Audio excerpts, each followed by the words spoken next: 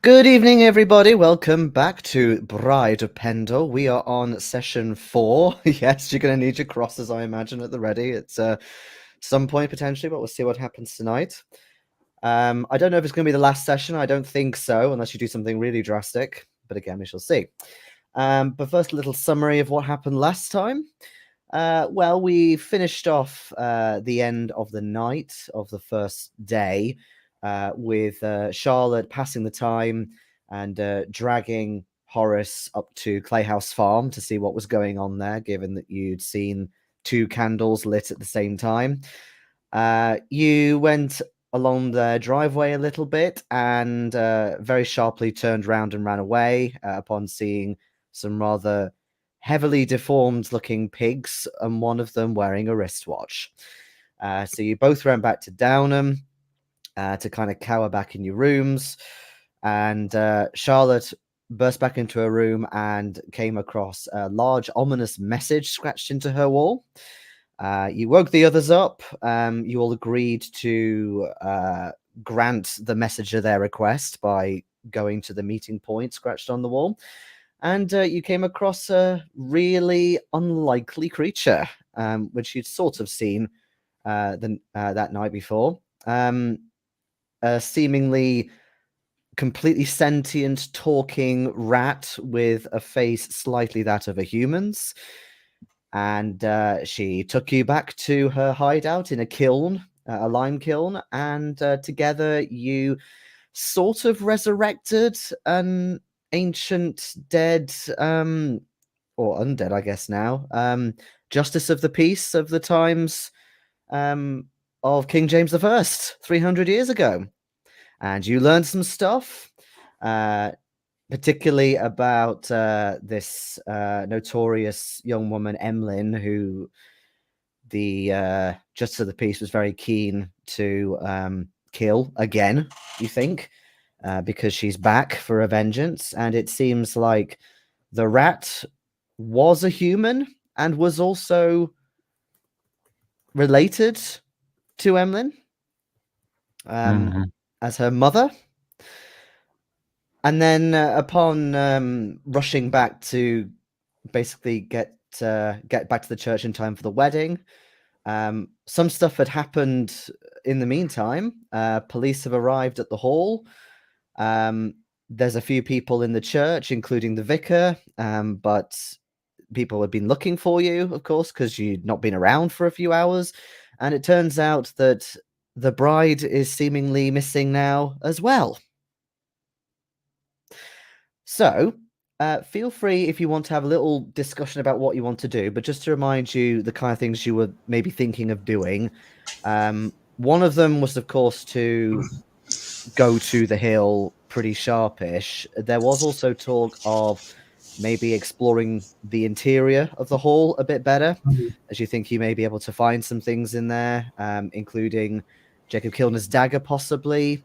Also, something to plan, kind of put a plant on Amelia, to prove that she was involved with the poisoning Tom and stuff. Well, when you read it out, it seems like we've been really silly, actually. Read it out. Yeah, when you read out everything that we've done, it seems like yes, just we've not acted logically. Me, I don't think. No, I think we do need to find that dagger first off. Personally, no, I think going into the hall and doing a thorough search of the place is an absolute necessity. We can put it under the guise of as friends of the groom, we want to have a look. We've got a police officer with us, checking for clues. Yeah, again, no, I'm not a police officer. Jesus fucking Christ, you're going to make me an accessory in fraud and false testimony. Stop saying shit like this. Thank you. Charlotte, I can be absolutely sure of one thing in all of this. This shit's getting nowhere near a court.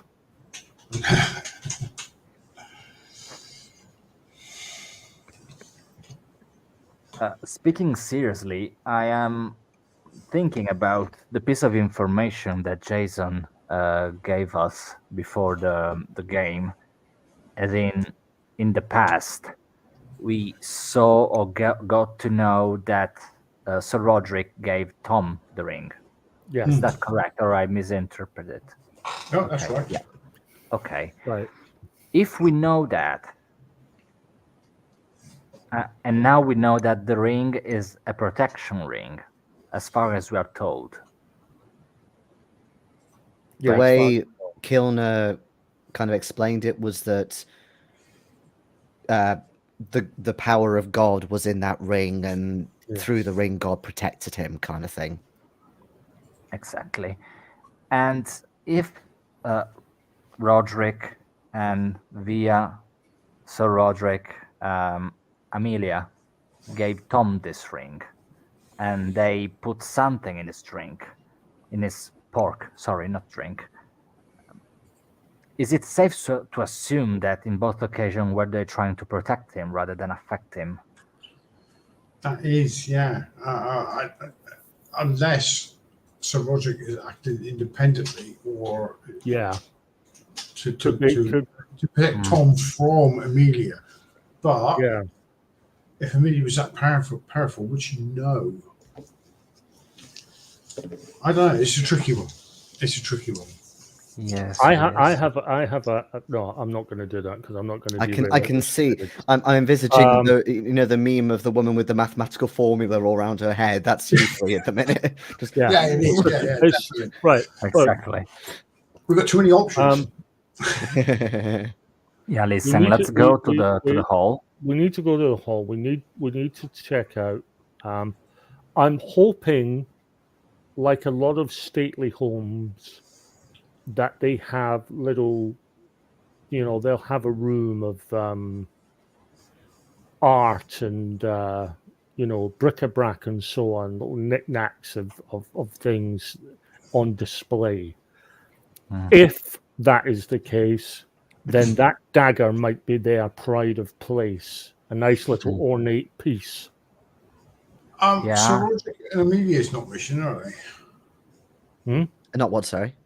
Sir Roderick and Amelia aren't missing. No. Not that you know of, no. So we could question them. Yeah. If they're still home and not trying to track Mary down. I'd imagine the police wouldn't let them leave at the moment. I would suggest, if possible, to question them separately and away from each other. If and the math formula is running around the head again. If Sir Roderick is very quietly working against Amelia, then he might be forthcoming if we question him right. Because if he's trying to do it subtly, he's never going to say a damn thing if she's within earshot. Also, Jason, near the end of last week's session, you told us that somebody was out looking for Mary and such, right? Or did I recall it wrong? I did watch the whole thing back. I don't entirely remember that. I think you said something about, there were search parties, but I don't know if you named anyone specifically. No, I think, as far as I could tell, the way the vicar worded it was something like, Mary's missing, we can't find her. Yeah. It was more, we've been looking for you. Were you up at the hall with the police, kind of thing? Well, I think Okay. rather than the mess, we need to go to the hall. If they're there, we question them, hopefully separately. If they're not there, all the better for searching the place. and trying to find some evidence. Because right now we are floundering. And if evidence of anything, particularly if Amelia and or Roderick are involved in this thing, what the fuck are they going to do? Mm-hmm.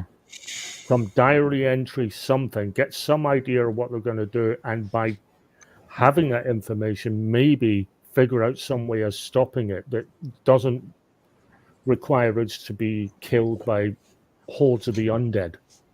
I mean, if there's something, there must be something in the house. If one of them is doing this, there must be something in the house to point to that. Yeah. You need to search that house. Yes. Yeah. Besides, Mary was staying there. Yes. For the time being, for the ceremony, so we can just ask to see the room. She might still be there. It's an old house. There could be priest holes or all sorts of stuff. Yeah, there could be all kinds. Giorgio might know what priest holes are. Yeah, it's a hole that you shove priests into. Priest holes. During the Reformation, not Reformation. During when we turned Protestant, the Catholic priests would hide in the house. Reformation. It was Reformation, was it? The priests would hide in secret rooms within big houses and castles and stuff that were disguised to look like paneling or something, and behind that there'll be priest holes.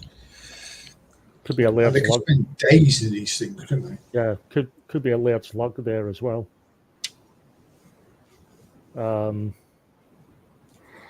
Let's go.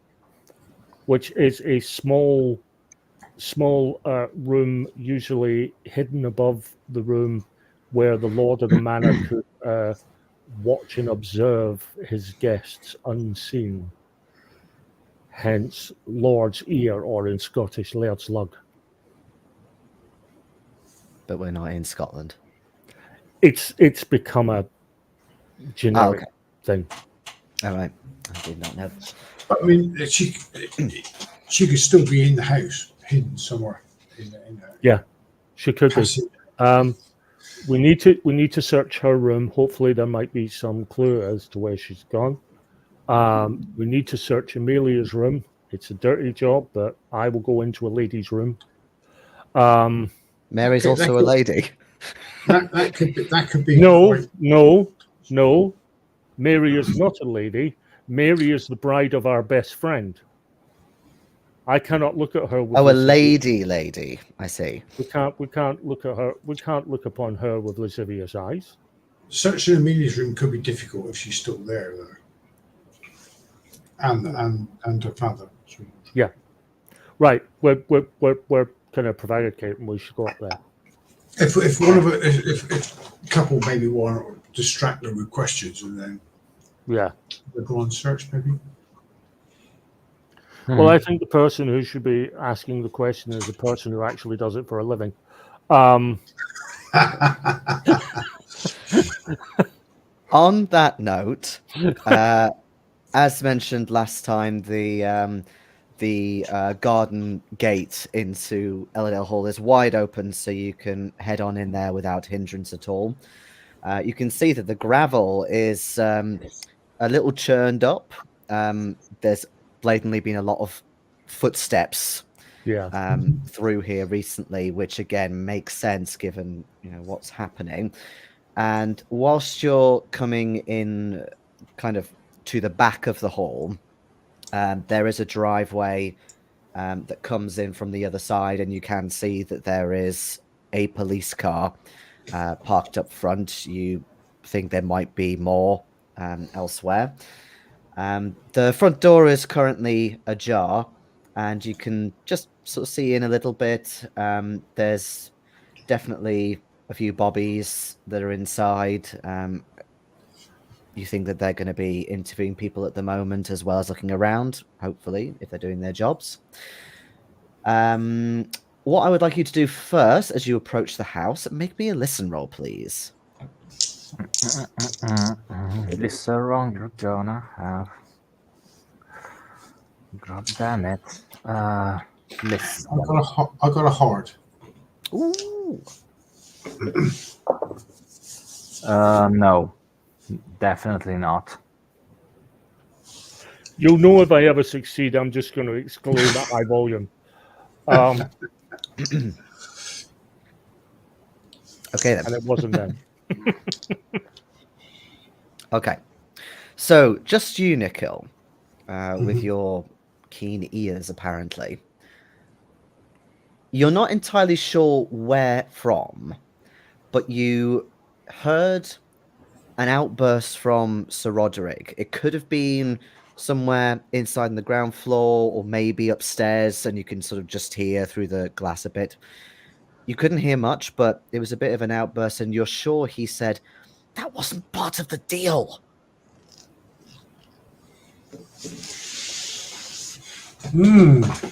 I will stop the other two on the way into the building, and I'll just say, I just heard Sir Roger. Did you catch that? He said it wasn't part of the deal. He's could be talking to somebody about this disappearance, or maybe even what they're doing to Tom. Yeah, I bet he's talking to the owners of the Clayhouse Farm.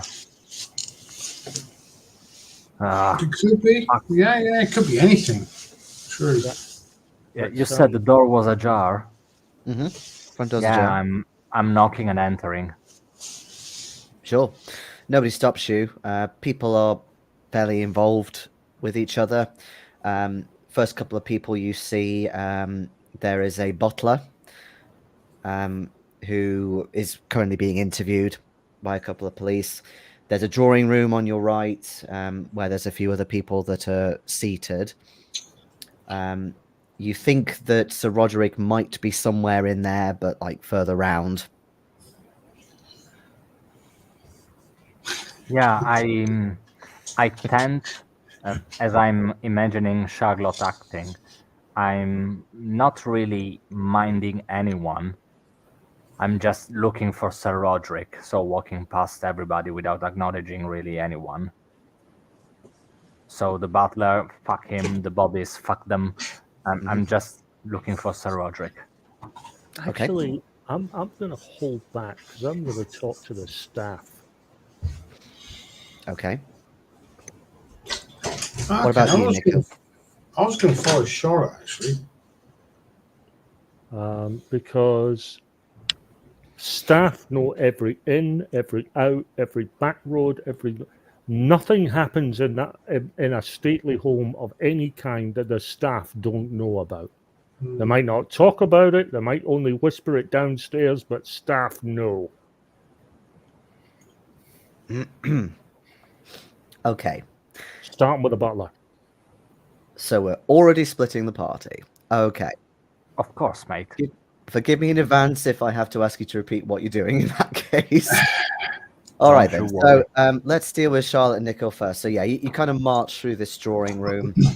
You turn a corner and you can see it kind of goes through into like a piano room or maybe a little bit of a library or something like that. But it's quite grand, as you can probably imagine. You are eventually spotted by one of the bobbies who does approach, and Charlotte, you don't know the entire ins and outs of this particular constabulary, but given the couple of medals on his what would you call it? Tunic? Yeah, his tunic, his jacket. You think he's possibly a sergeant? He is approaching me. I haven't. Sorry? He is approaching me. Yeah, he's approaching the two of you. Mm-hmm. Oh, I've not seen you two before. Can I help you? Sergeant, I assume. My name is Charlotte Patterson. I am a woman police constable for the London Police Department.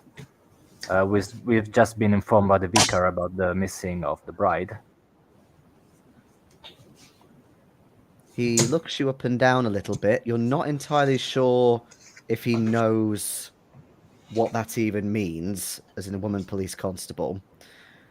So he kind of says to you offhand, well, I suppose a woman police constable would have some sort of credentials for being one, wouldn't they?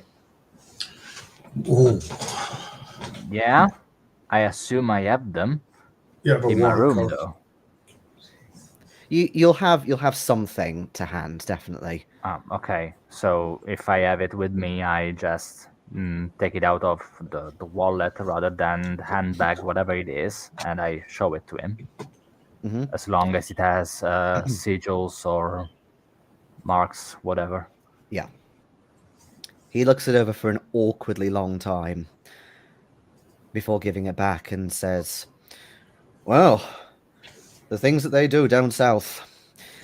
Well, I suppose you're used to searching rooms, aren't you? You can maybe get started there." I didn't get what you said, Jason.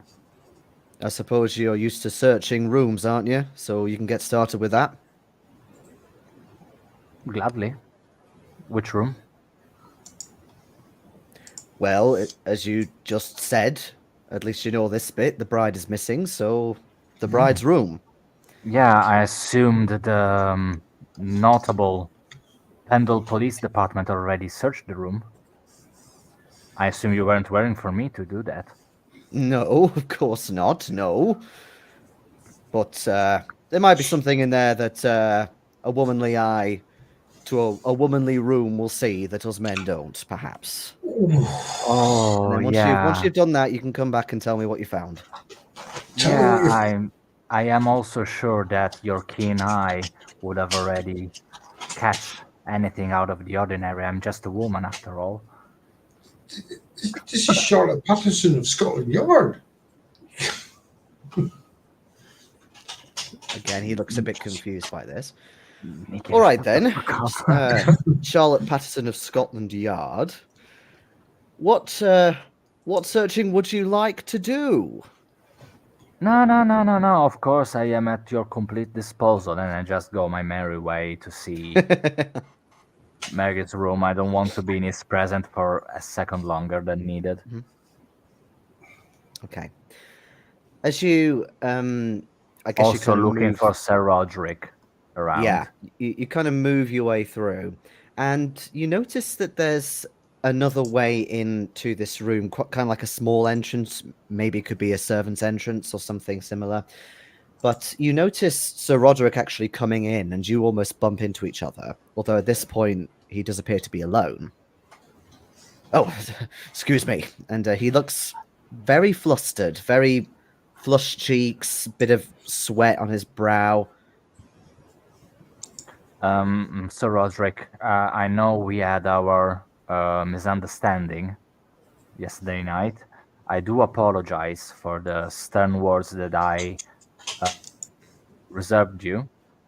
Again, I'm sorry for that. I just want you to know that I will do anything in my power to have Mary and Tom back. Yes, good. Well, I suppose join the queue. I suppose they want to interview us all, as they should, of course.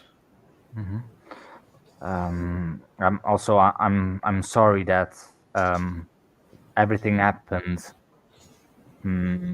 so close to you. I see you are flustered by these events, and I'm sorry for that.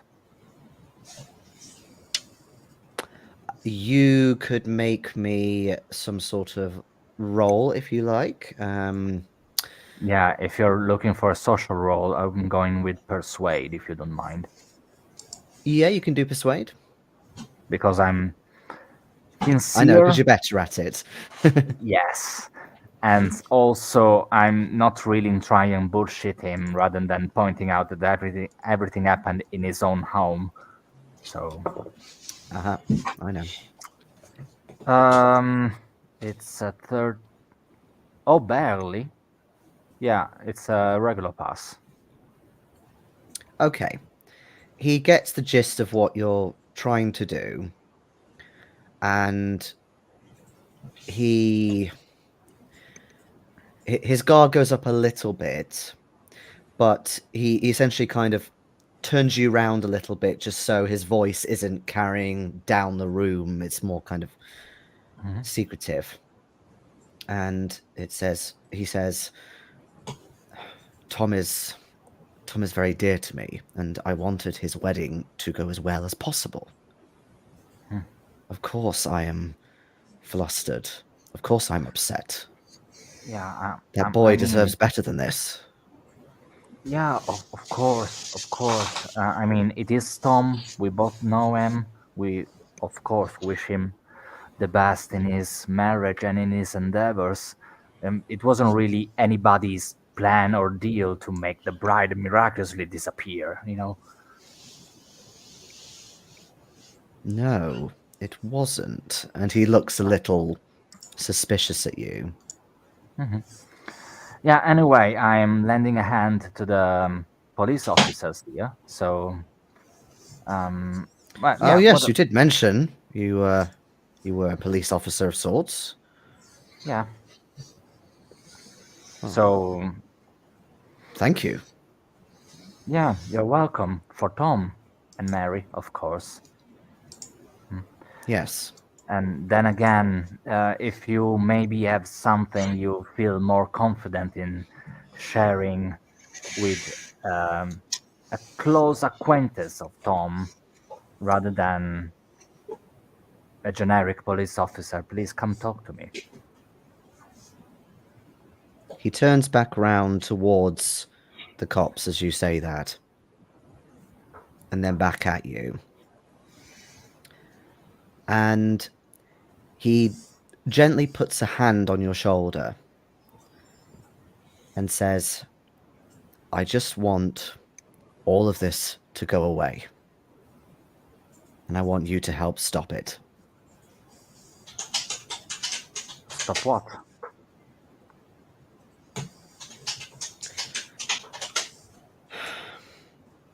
I have been trying to protect everyone as much as possible while this wedding has been going on. I'm sure you have seen or heard of all sorts of strange things going on, as well as the vicar doing his little episode, of course. Word has gotten out. There are people who, let's say they have different beliefs to you and I. Okay, I will stop you right there and tell me when to stop. I know about the Clayhouse Farm. I know about the pig that was given to you. I know about the ring you gave Tom. So how about we cut the chase and you tell me exactly what's going on? Instead of hinting and shit. Make me a psychology roll. Gladly. Oh, fuck me. Spend every point of luck needed if necessary. Mhm.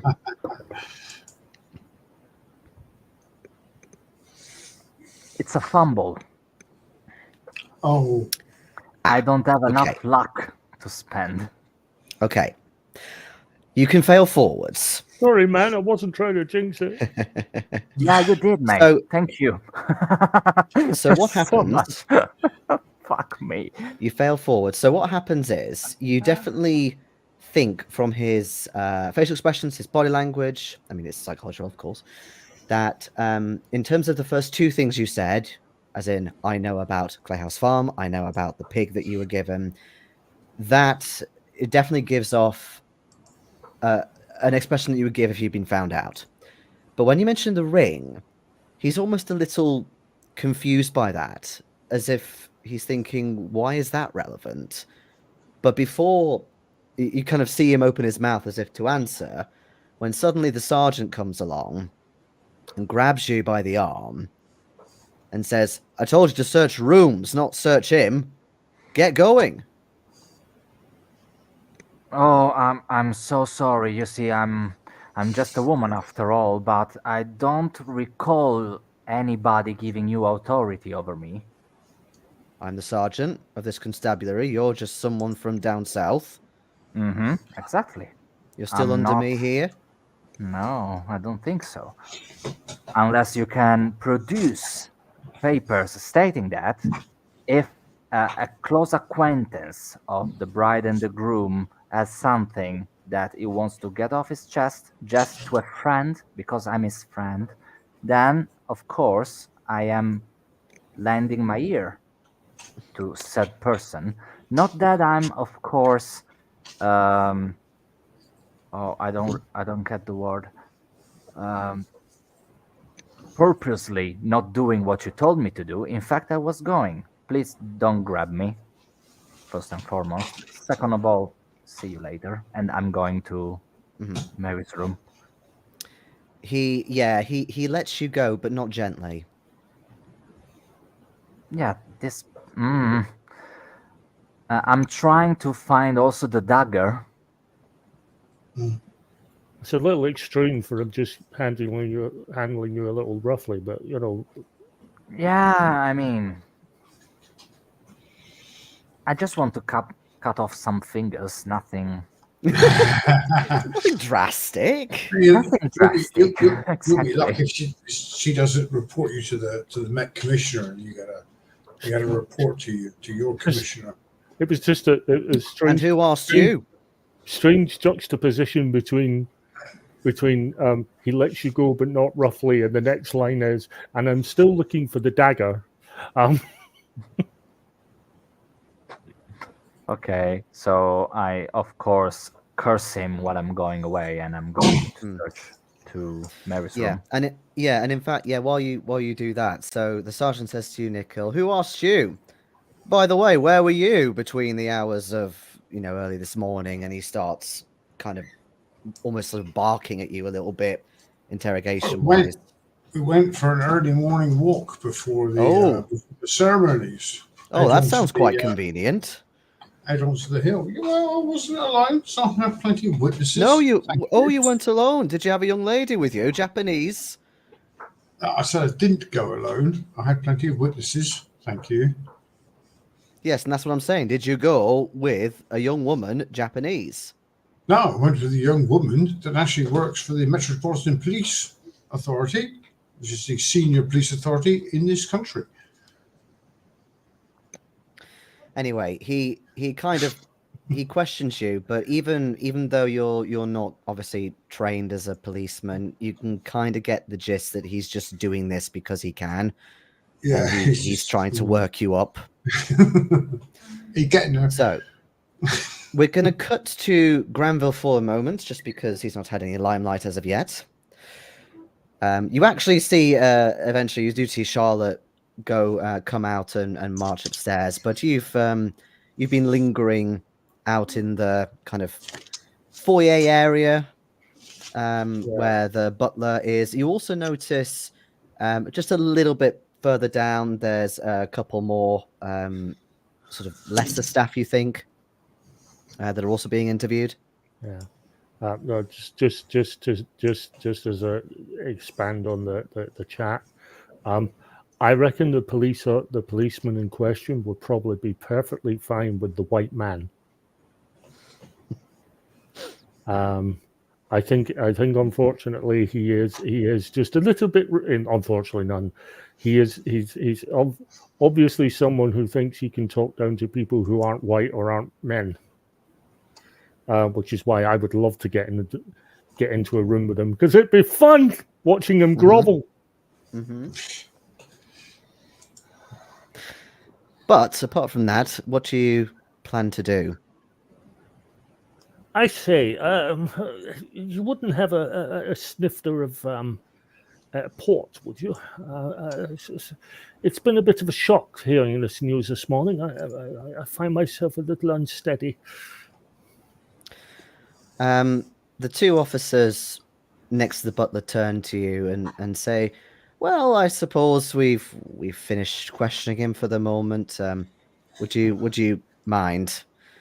And the butler does a little nod at you and says, "Of course, sir." And he heads on off. You think to get something for you? Yeah, I follow him. Okay. So it's all been a whirlwind here, and we've just arrived. What time did she actually? What time was she discovered missing? A little earlier, sir. Around, I don't know why I'm being all posh. Around 8:30 this morning. Oh, that's early. One of the maids was bringing her bath, and she had gone. And what time was she last seen? I believe she went to bed quite late last night, but no later than others.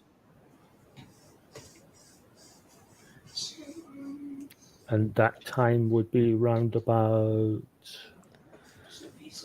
Well, you must understand, sir, that I am the butler of this establishment, and I am the au pair for Sir Roderick. I do not deal with Miss Elladale or her compatriots. It's more the maids that deal with them. However, from what I gather, it was around midnight. Was there a maid specifically assigned to the bride? There were one or two, yes. Would you like me to point them out? Oh, very much, yes. Would you still like your port brought to you, sir? As I said, oh, yes. Thank you. Very good, sir. And yeah, he nips in and gets your port on a little tray. So I gather that the usual thing happened. The bridal party and Sir Roderick and Sir Anne arrived back. I assume evening meal was a late supper was had. We did offer light refreshments upon their entrance. However, they didn't seem particularly hungry. It sounded like they were well catered to. Well, yes, it was a bit of a quite filling. Did the bride eat anything at all? We did notice that she seemed a little off her food at the at the dinner. Did she have anything while she was here? Now you mention it, sir, I do recall that she requested one of the maids to bring her some broth, some vegetable broth, and some other food to her room. Yes. Oh, excellent. Yes. I know this is a slightly indelicate question, but I'm going to ask it anyway. You must understand that these things pique my curiosity. There wasn't any tension, or I'm just trying to. The truth is, whenever I've heard about runaway brides, there seems to be a couple of reasons for it. Either they've gotten cold feet, or there's been something said that has upset them.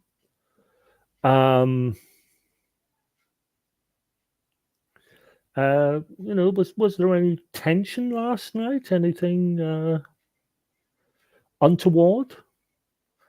You can be completely candid with me. I assure you, it won't go anywhere.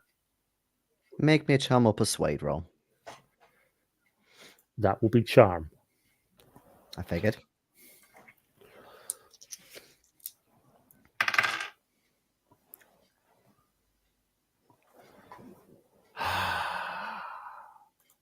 Yes! Have the dice finally cooperated? Just as enough. It's a regular pass. Okay. So he listens to what you said, and you think he does look a little bit dubious about how curious you are about this. But he simply says, whilst giving his head a little nod, "Well, sir, it isn't my place to say, of course, but since you are so candidly reassuring me that this will not go elsewhere." You have my word. Sir Roderick was not at his best, I must say, and Miss Elladale did seem a little frosty upon entering, but she made herself scarce quite quickly back to her bedroom. Just I sort of maneuver him to the bottom of the stairs. Yeah, sure. Just in sort of just to give me a lay of the land, so to speak. Upstairs are the entire sleeping quarters for the guests. There's no bedrooms here on the ground floor. Goodness knows, sir. Yeah. Just where is how would you get to Sir Roderick's room from here? Sir Roderick's quarters are along the east wing, sir. Along the east wing. And Miss Amelia? Miss Elladale is in the west wing, and Miss Osagawa's room, we gave her a room near to Amelia's. How near? A door or two down, I believe. We selected a very good large bedroom for her, sir. This may seem a rather odd question, but then again, I'm an odd person.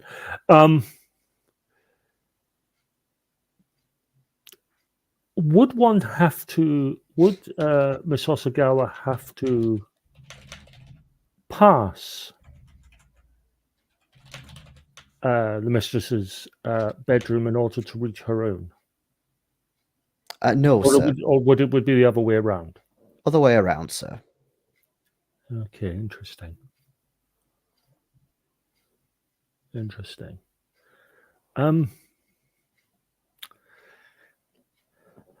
You know, it's been so long since I've been in one of these big country houses. In fact, I haven't been in one since I was a boy. Do you know what I enjoyed doing the most? Sir? Playing hide and seek with friends. I found all the little nooks and crannies and, you know, those rooms. Right. I don't quite follow. Are you wishing for me to entertain you, sir, and play hide and seek with you?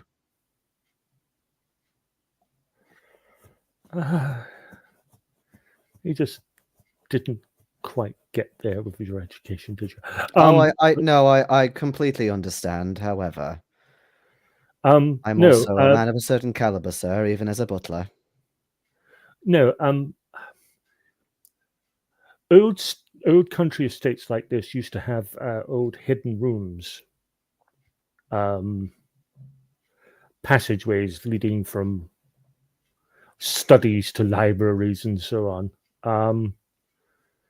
I would assume that a man of standing in the staff would know the locations of such rooms should they exist. I am Sir Roderick's personal au pair. I know every single inch of this establishment, sir. Are there such rooms in this establishment? And this is your concern because? Because I'm trying to figure out how Miss Osagawa left. Now, it could be that she left by walking straight out down these steps and out the front door or out the back, somehow being undetected by the entire staff, or that she perhaps took one of the passages and found a secret way out. Now, in order to ascertain that, we need to investigate them. And in order to investigate them, we need to know where they are.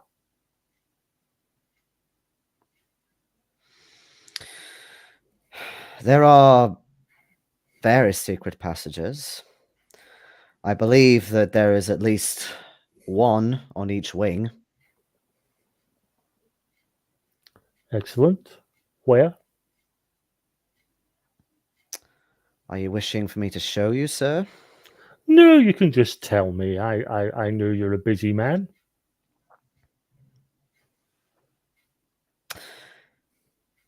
Give me a persuade roll. Oh, for fuck's sake! Can I not just charm him again? You can with a push. Right. Here's I'm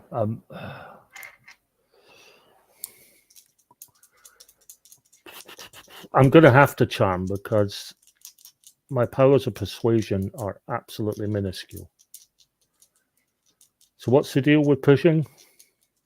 You roll again under the charm, but you can't spend luck.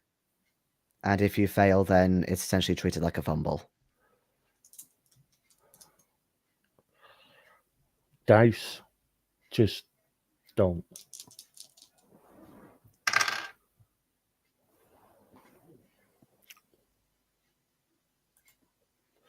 Hard pass. On the charm roll? Yeah. Okay. In fact, I was 6 points off a fucking extreme. I'm a happy. Okay.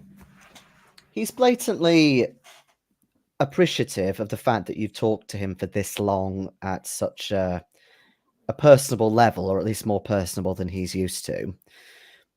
Excuse me. And he can obviously see your concern for what's happened.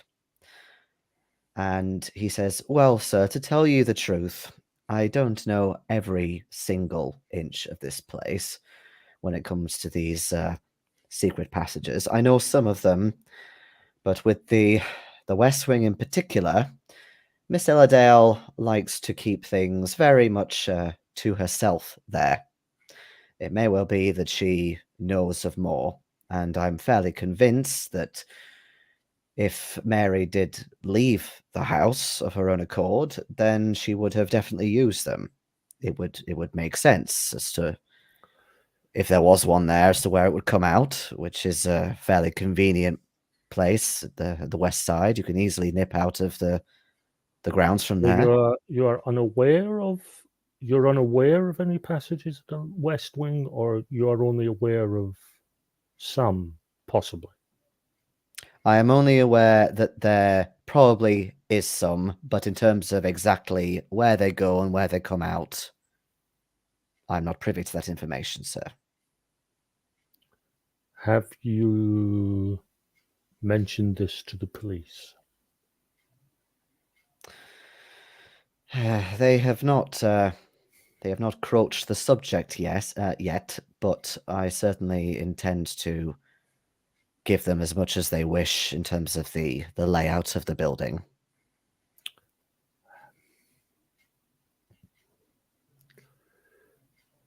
I know it is a nice and sunny day out there. However, if she left during the night, unless she wrapped up for the occasion, she could be very cold and in a great deal of danger. I will believe it would be behoove of you to inform the police officers right now. Very well, sir. I understand. Meanwhile, I want to talk to the maids, particularly those who were assigned to Miss Osagawa. Okay. At which point, and he does point them out to you as well. At which point, I'll say that Charlotte comes marching back in from the drawing room, and also Nikhil, just to make things a bit more convenient for me. Eventually, you are let go by this sergeant, who again just seemed to want to do a bit of a power play with you. Oh, I so want to talk to this sergeant. The sergeant's still in the drawing room.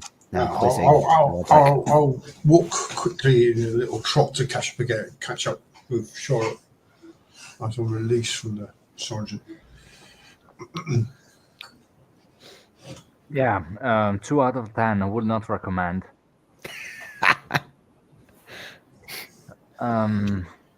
Apparently, the so accommodating sergeant gave me a task to look into Mary's room. Do you know where Mary's room is? Other than upstairs. The butler didn't even get his name. Sorry, I very, very rude of me not even asking your name. Mr. Ainscough, sir. Mr. Hainscourt. Ainscoe. Ainscoe. I do apologize. I'm so used to having a court. West Wing. Could you have one of the maids that I wish to speak to escort us all up to Miss Osagawa's room, please? Certainly, sir. And he calls to one of the maids that you think was looking after Mary as well. Yeah. This way, sirs and madam. So, what time did Miss Osagawa retire? Oh, it would have been about midnight, I think, sir. She was quite hungry. She didn't stay up for too long. She instructed us to bring some food to her room. What did she have? Some sort of vegetable broth, Okay. leeks, No potatoes, that kind of thing. No pork. Yes. Was it? No, there wasn't any pork. No. No, she refuses to eat meat. Remember? Yes, but the broth this morning, when you noticed that he was disappeared, was eaten. Was the bowl empty? Oh yes, ma'am. Okay. Excellent. Just have that. And Miss Elladale, did she retire before or after Miss Osagawa? And roughly, what was the time difference between the two? Miss Elladale did arrive before the others, roughly around 10 o'clock, I believe. She didn't want to interact at all. She seemed to head on over to her study for an hour or two before heading upstairs to her quarters. And her study is along the west wing as well, but ground floor. Has anyone disturbed Mary's room, Miss Osagawa's room this morning? Yes. Is the bed made or? Well, it does appear to have been disturbed, so yes. I mean, see for yourself. And she opens the door for you, and you enter Mary's room. As Mr. Ainscoe did say to you, Granville, it is quite a grand-looking room. right. They obviously wanted to make her comfortable. There's even a bath in here and things like that. But the bed, you can see immediately, is quite sort of crumpled. The sheets are quite crumpled. Okay, so she did sleep in the bed then. Yeah. I turn round to the maid again. Tell me, this morning, what were your instructions from Miss Elladale with regards to Miss Osagawa? Well, she didn't give me any this morning, sir. In fact, I've not seen her for quite a while. But she did tell me last night that Miss Osagawa was quite tired and she needed to be left alone for a little bit, and not to come and wake her until around about 8 o'clock. What time did Miss Elladale give you that instruction? That was before she went to the study, sir. Right. 10 o'clock. Thank you. If we think of any more questions, we will come and find you. Please make yourself available for further questioning. Of course, sir, of course. Close the door once she leaves. Mm-hmm. Okay, so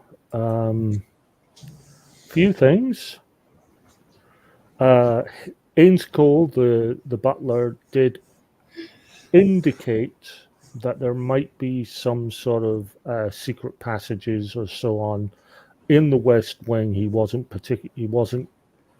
precisely sure where. He did say that the meal last night was a little tense. No particular bitter words, but it was a little tense. He also confirmed about the broth, which I guess was understandable after she basically had next to nothing to eat when she was at the meal. What particularly I find telling is the fact that the maids were given no instructions for her this morning from Miss Elladale. I think that's a rather telling slip. We don't even know if any of her clothes are missing. We don't know well enough to know if any clothes are Well, missing. let's go rummage her closets. Oh, Open the wardrobe. Just but the bed doesn't look face. as inspected. No, definitely. I'm thinking. No, I'm just thinking about the No. information because I'm a little bit tired, so I'm struggling a little bit in pointing things towards each other. So Amelia came back at 10, telling the maid that Mary was stressed about the evening and not to disturb her the next morning. Yeah. Yeah. But Mary came home at midnight 30. Something Yeah. like that. It's Had some- bullshit. Had some broth. She's given Yeah, herself time. The fact that she didn't give the maids any instructions. Usually the maids would have instructions about making a breakfast ready and so on. Yes, she gave them instruction, but 2 hours and a half before Mary actually came home, saying she was stressed about the evening. That's nonsense. Yeah. Because Mary was still at the inn. Yeah. For more than 2 hours after Amelia came home. That doesn't make sense. Nikhil saw her, didn't he, that night when it was going to the church? He saw Miss Elladale going home, didn't he?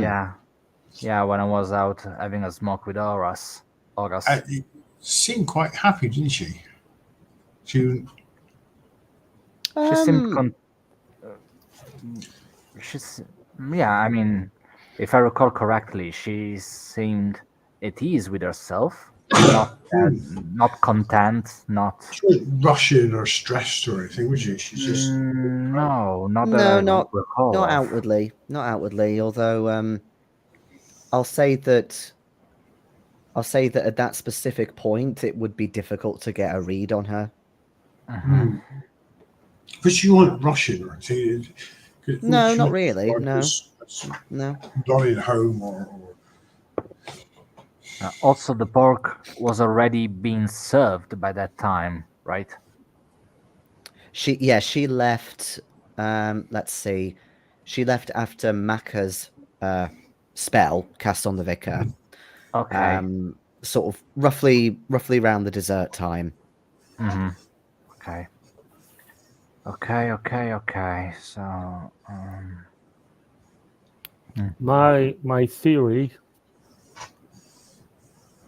is in not giving the maids the large usual list of instructions that they would give in the morning. It's a slip by her because I think she was buying. I think it was the kind of she knew. Yeah, she didn't have to give any instructions for the morning. She didn't have to give the instructions. She also instructed the maids. The one instruction she did say was to not wake her until much later. To give her she time. had already planned out everything. Yeah. It's the one slip up. If that line of reasoning is sound, then her one slip up was not giving the maids instructions in the morning about dressing her and getting her ready for the wedding,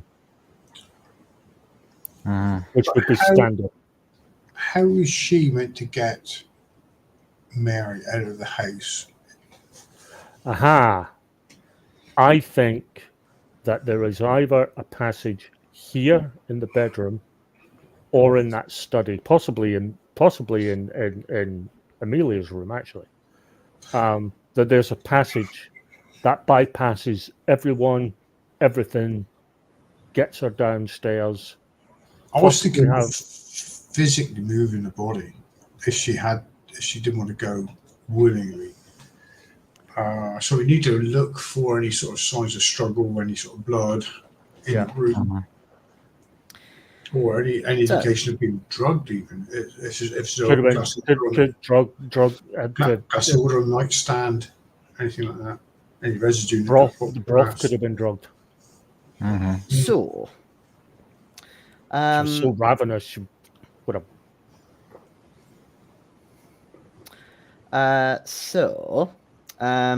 Looking around, so there's the bed is on the left side of the room, windows in front of you.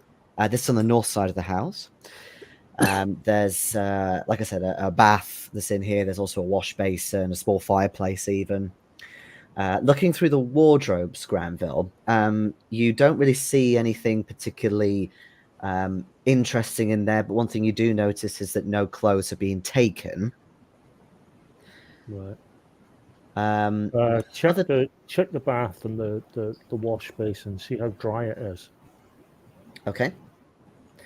While you're doing that, Nikhil, you were busy kind of near the bed area, weren't you?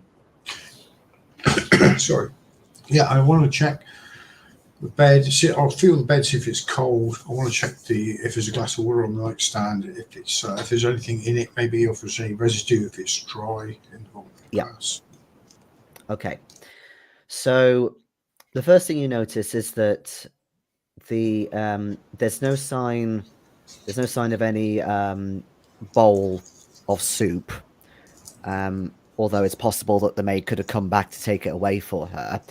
But there is the remains of, you think, a glass of water that's now smashed on the floor just beneath a little bedside table nightstand. The bed sheets, as I said, are very crumpled. The pillow in particular looks like it's been thrown around a bit. You can give me a spot hidden roll as well, since you're examining that area.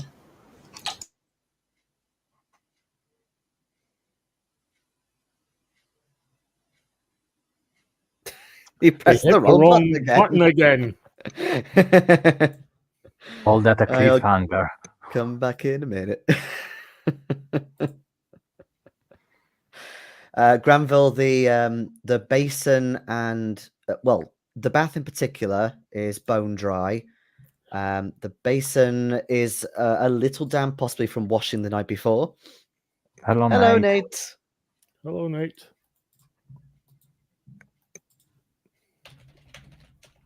Okay, that makes sense.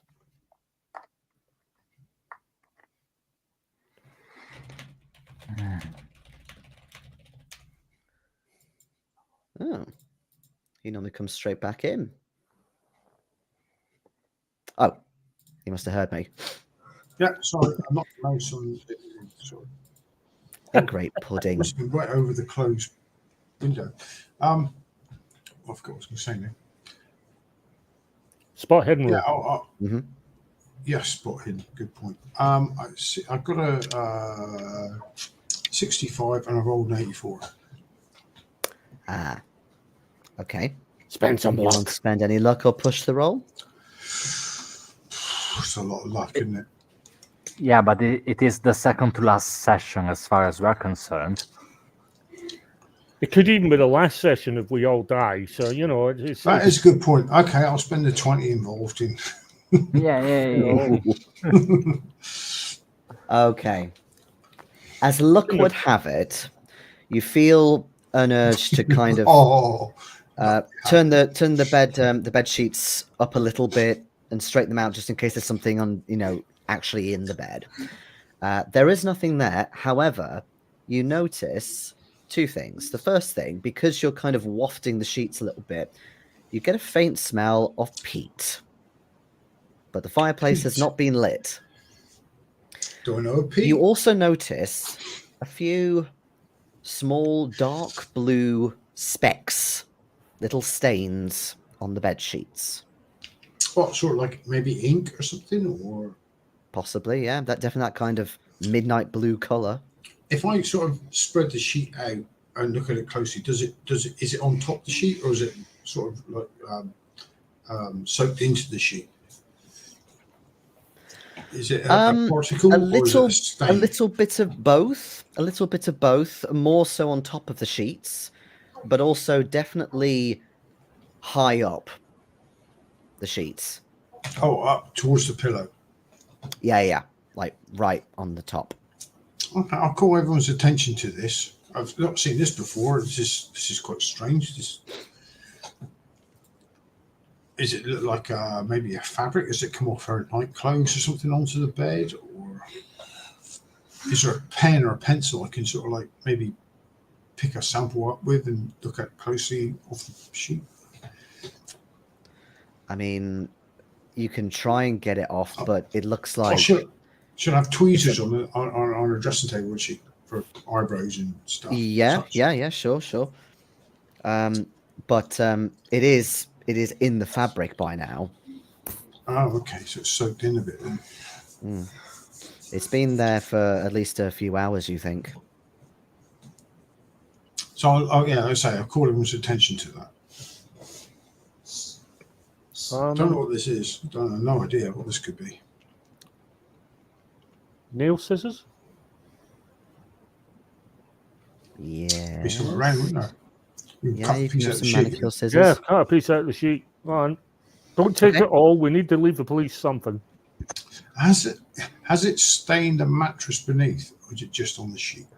No, it's a very light speck. It's almost like someone flicked a paintbrush. It's sort of just a little bit of a speck. Like an ink stain.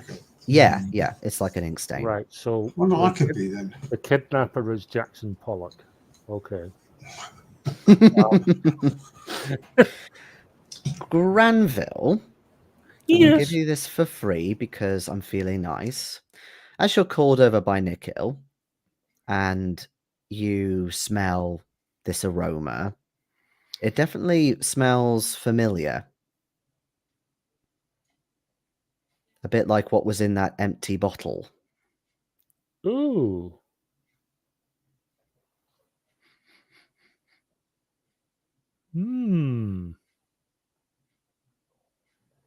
Right.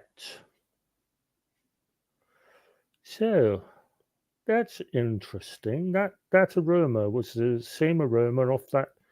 You know that little vial that was used to taint the pork? Had the exact same smell. Yes, Wonderful. eau de peat. Parfum Yeah. de peat. Yeah, that was clear, wouldn't it? It wasn't blue. we don't know what color was it. You don't know what color it was because it was empty. Yeah, it was empty. It was the empty aroma There was was when I, still there. nothing in Yeah, there. but- I think. Yeah. when I saw the vial that was tinted glass, right? Yeah.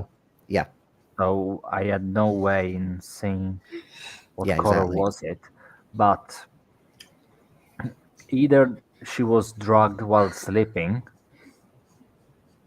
or, as you said, the soup was tainted with this liquid, and she sweated off during the night, so hence the smell in the bed sheets. You don't really see any sign of night sweats or anything like that. The sheets are not damp at all. Mhm. I was thinking if I could have a look at the window, if there is one, Yeah.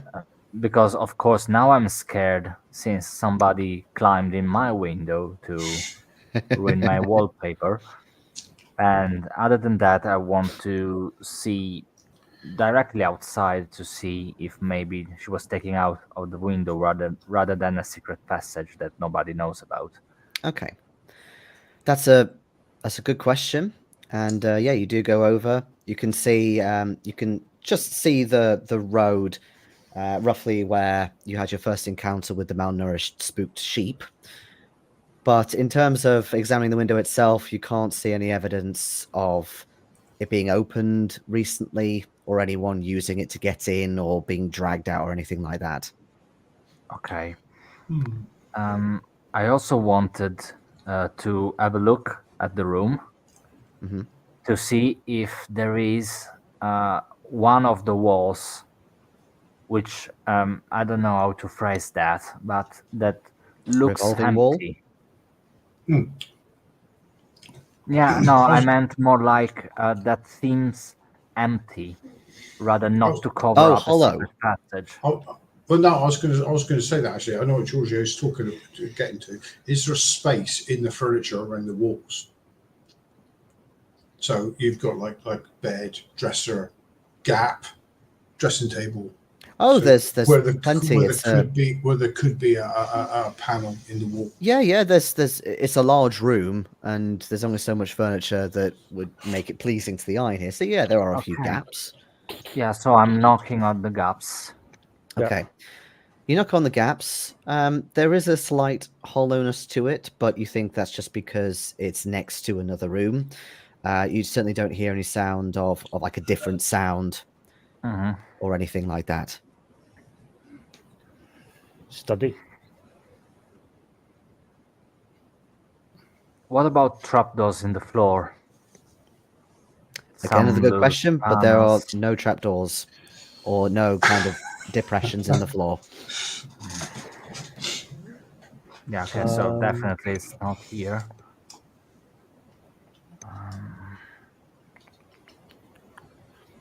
I'm tempted to check Amelia's room. Oh yeah, I'm not even questioning it. Yes, I'm going Yeah. to see Amelia's room. Yeah. Okie dokie. Amelia's bedroom it is. So, Me's you bedroom head or on in. Me's study? This is her Studies. bedroom. Studies downstairs. Mhm. Okay. This is her Well, bedroom. the one thing is, if she was abducted, there is no physical way, unless we find some passage that goes from Amelia's room down to the study by some back entrance. There's no way to get Mary's body, unconscious or otherwise, down the steps to the study without one of the staff seeing her.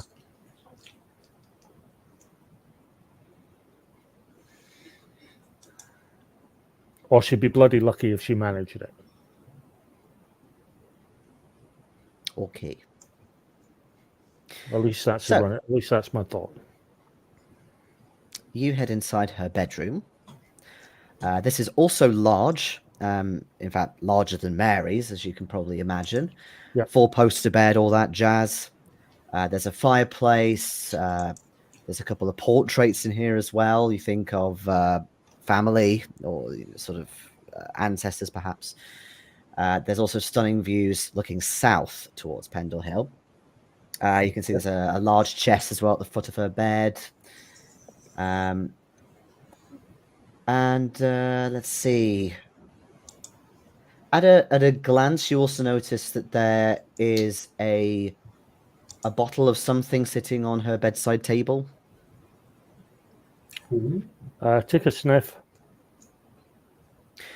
You don't. Well, you don't even need to take a sniff necessarily. I suppose you can, obviously, if you want. But you see, it's one of the same bottles of laudanum. However, when you take a sniff, it's empty, but it definitely smells a lot more like laudanum. Definitely not that peaty smell. Okay. So that's regular laudanum.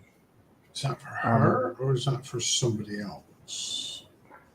How big is this also- bottle? It's still quite small.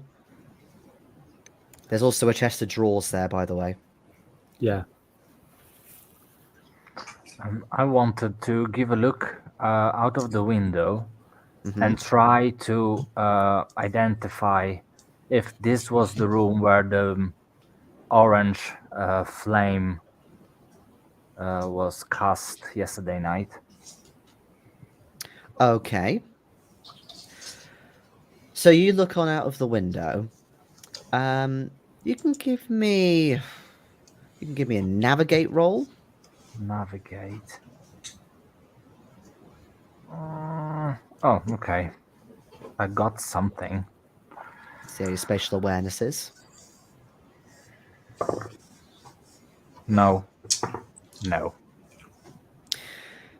Okay.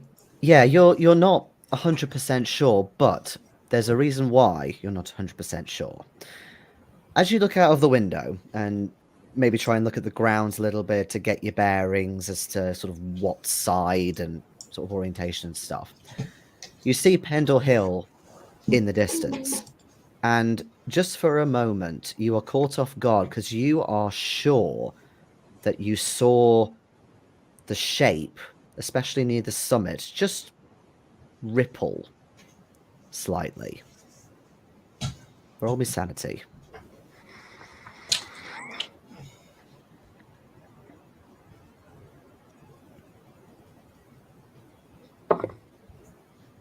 It's a pass. Okay, lose 1 sanity.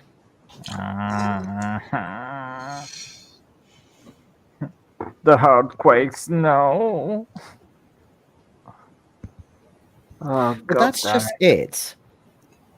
As you process this, yeah, obviously you think it could be something to do with these earthquakes or landslides, whatever's been happening, but the way it rippled was very odd. It was almost like, rather than a sudden shift in the land, it was more like, say you've got a large rug or a wave, and it kind of just does a curve and then subsides. That's kind of what it looked like to you, but it's a hill. Okay. Kind of terrible. I don't mention it to the others because one of us freaking out is more than plenty. But it's all right. It's all right, Giorgio. Running like fuck at high speed back to London is still a viable option for the three of us at this point. We've turned the car around. That's it. I'll try and have the same tests that I had in Mary's room. So to check the walls, to check the window, to check the eventual trapdoors Yep. Okie on the dokie. floor, etc. Okay. I'll come back to you in a second. What about the other two? At the risk of sounding incredibly ungentlemanly, we're going to start rummaging through her drawers. Yeah. Okay. Yeah. Are you doing the same then, Nikhil? Yeah, I'll help search the room. Yeah. And suddenly rather reminding myself that that one of the reasons we were going into Mary's room was to see if there was a fucking diary. Yes, indeed. We'll have to go back for that. I mean, you didn't find a diary in well, Mary's room, no. we didn't go rummaging through the drawers, mind you. No. I just rummaged through her wardrobe, so we'll have to go back for that. Mm-hmm. Yes, we can. Yeah, there's a couple of bits of information, so let's take a break now, I think, and then we'll come back Okay. since you called it. Yeah. Thank you. Okay.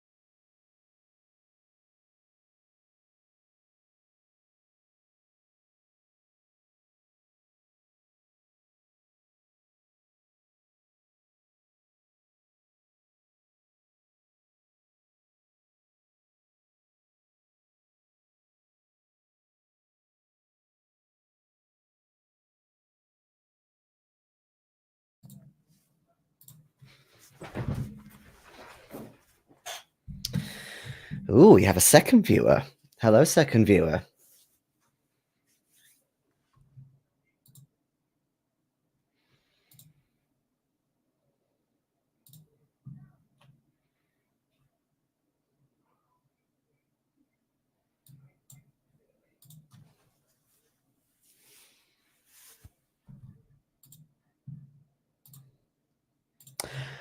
Oh, well.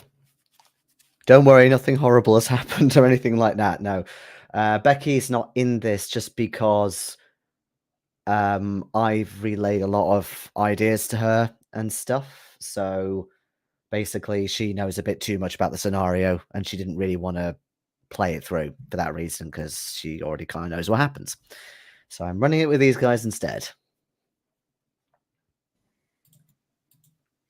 Hello. You poor unfortunate soul. What? Why? Because we're anarchists. What? Because you searched the house? This was one of the things that I'd been writing, and I assumed that you wouldn't do because I'd written it down. But no, I knew you were going to search the house. Well, of course we were going to search the house. It was absolutely going to happen. Mm. I will certainly give my regards on your behalf. I was beginning to think that was going to turn into a ripping yarns, Winifred's last case. I heard you say just before I got on there that we have a second viewer. Yes, apparently, but we don't know who that is. Might be, unless it's. It might be Fiona. It might be. She said she might jump on and say, and have a wee watch because she'll be watching on YouTube. So if it is Fiona, hi honey. No pressure then for you, Ronald. I never feel pressure. Mm-hmm. Okay. I feel stress. I just don't feel pressure. Mm-hmm. Good. So, yes, you're busy searching Amelia's bedroom. Yep. So, Charlotte, you're busy feeling around the walls like you did in Mary's bedroom. The other two of you, you're rummaging through the drawers and stuff. So, you two give me spot hidden rolls. And Charlotte, you don't need to worry about this because I'm going to give it to you for free. Oh, yay. Actually passed this time with a hard. Ooh, how wonderful. And my dice are back to normal. Okay. It was a short but sweet honeymoon. But regular service has returned. Okay. Do you want to stick with the regular pass, Nikhil? Do you want to make it a hard with some luck spending? It was a hard. It was hard. Oh, it was. Okay. In that case, you don't need to worry. So you find a couple of things. So, Granville, I know that you were rummaging through the drawers anyway. Yeah. So you find a couple of things in the drawers, even with a fail, because they're right in front of you. You find a few more empty bottles of laudanum in the drawer. And you also notice a doctor's slip from a couple of weeks ago that's been signed off. And it looks like the bottles of laudanum were indeed prescribed to Amelia to help her sleep. So this is in Mary's room. No, this is all Amelia's room that you are in right now. Sorry. Yeah. No. Wow. What's the date on the slip? It's from a couple of weeks back. So she's had bottles of laudanum in a couple of weeks. In fact, actually, no. Let's say you find several slips. So the most recent one is from a couple of weeks, but they do go back a few months. Yeah. I was a bit surprised she could function. Well, it also leaves the very real possibility that one vial of this stuff, if it's enough to help someone sleep, and she's using it regularly, I wonder what it would do to someone who doesn't use it regularly. Who hasn't built up any sort of tolerance. Just to reiterate that if you do choose to have a sniff of all the empty bottles. They all smell like laudanum. Yeah, Right. Okay. yeah, I figured that. In terms of your hard pass, Nikhil, you find a couple of things that were indeed hidden, which you have now spotted. One of them, or rather, two of them, you find 2 keys hidden in a jewelry box. Are they like sort of small keys or door keys or? They're kind of in between. They're not little tiny things, so you don't think it's for another jewelry box. But also, they're not absolutely massive for a gate either. You think they're at least for a door or two. I'll say that one of them is a bit bigger and heftier than the other one. Possibly a secret passage, maybe. Possibly one could be for study. They are quite old-looking keys, though. One you could be for her study. You also find a diary, which is hidden under the bed. Handwritten, you assume in Amelia's handwriting. Now, I don't believe I actually updated this, did I? No, I didn't. So I'm going to read it out to you to avoid confusion, because basically this belongs to somebody else in a previous playtest. So I'll read it out as I go, if I can find the damn thing.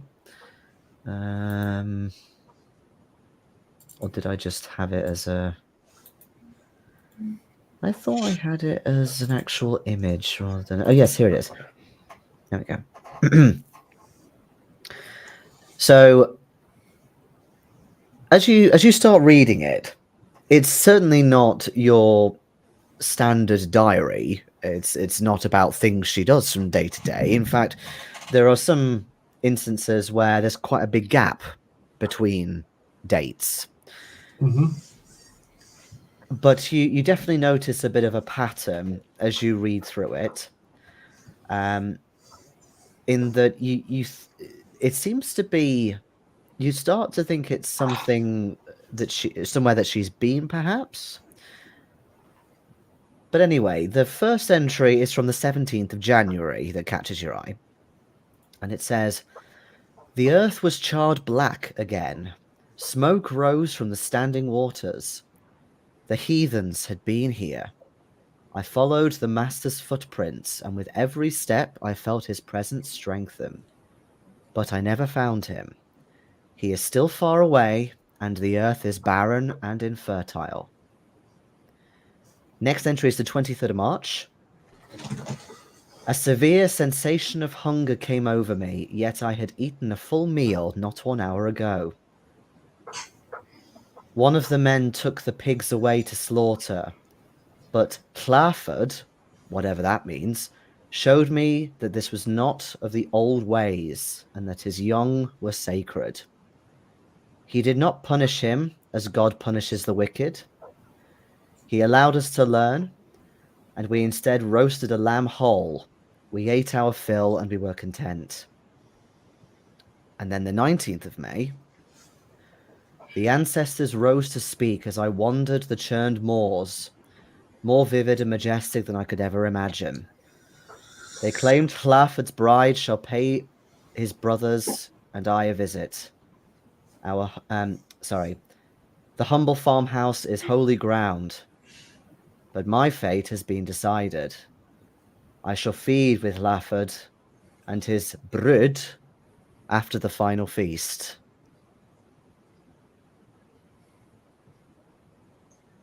Granville. So, London. Oh, actually, well, I don't want to assume, but do you tell the others of what you've read? I will inform that I found a diary, and I'll read that aloud as I read. Okay. Granville, as you can probably guess, there's 2 words in there that sound familiar, but they're not in English. They're in Anglo-Saxon. Clafford and Brood. Yes. Give me an Anglo-Saxon roll. Or rather, an Old English roll. I can't remember how I wrote it on there, but it's the same Old thing. English.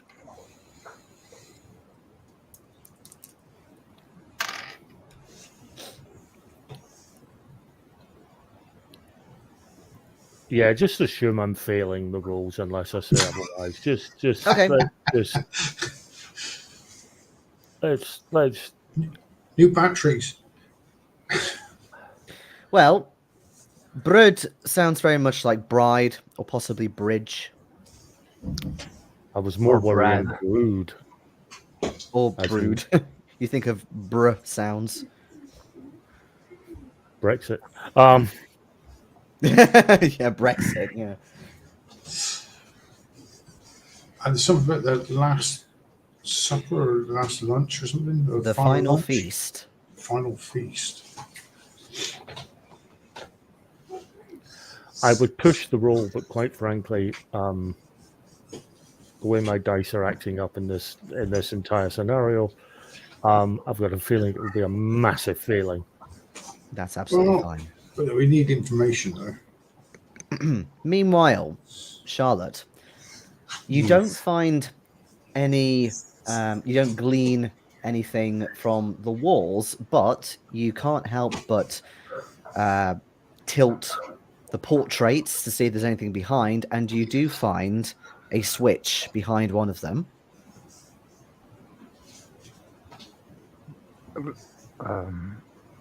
What kind of switch? Like a I little think an button. electrical switch, button switch. Okay. Yeah, fuck it. Boop. Okay. And you see a bit of wall slide, revealing a passageway downwards. Oh no. A step in the right direction. Oh no. And I'm following suit down the stairs to see where this leads. Do the two of you also go after her? Yeah. Is there a candle or a lamp in something room we can take with us? Yeah, sure. Yeah, there's a candle. I'll stop and light a candle and follow. Sure. Is there some? Okay. Was there some way we can maybe prop the door open? Put something in. Yeah, okay, yeah. I'll say Maybe. that there's a small bookshelf that you could kind of drag across so it can't then, come I back. was thinking more of that chest of drawers. So Oh, chest. the big chest. Okay, sure. Well, by the way, I forgot to say what was in that one because Yeah. you're having a look around. So there's nothing particularly interesting in there, although it does appear to be full of riding gear, like horse riding gear.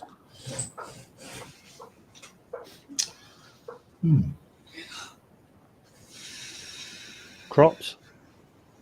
Yes, there are riding crops. Go take a couple of them. Okay. Yeah, so I'll follow Charlotte down the passage, holding the candle up, trying to light as much way ahead as I can. I will bravely follow Charlotte and Nikhil down them. Excuse me. So, it's a fairly steep stairwell down to the ground floor. And when you reach the bottom, you've basically got a couple of choices. There is a door which you think goes into another room. You think probably the study by the looks of it. But you also notice that there's definitely it kind of turns away a bit as if there's an exit actually out of the building itself. You can feel a little draft coming in. And there is also close by a trapdoor. What do you do? I want to check that study first. Might find more information. I think forewarned is forearmed in this case. For this, Can we hear anything on the other side first? Yeah, that's what I was going to point out. Because on the ground floor is full of policemen and servitude, etc. So coming out of the wall wouldn't be the best course of action. I'm banking on one of those keys being the study key. So if we've got those keys with us, there's no way into that study for the police. Is what I'm banking on. Give me a group luck roll, please. Oh, for fuck's sake. That's good Yeah. at me now, isn't it? Because my luck is like 19 now. Yeah, Was it I really? assume it's you.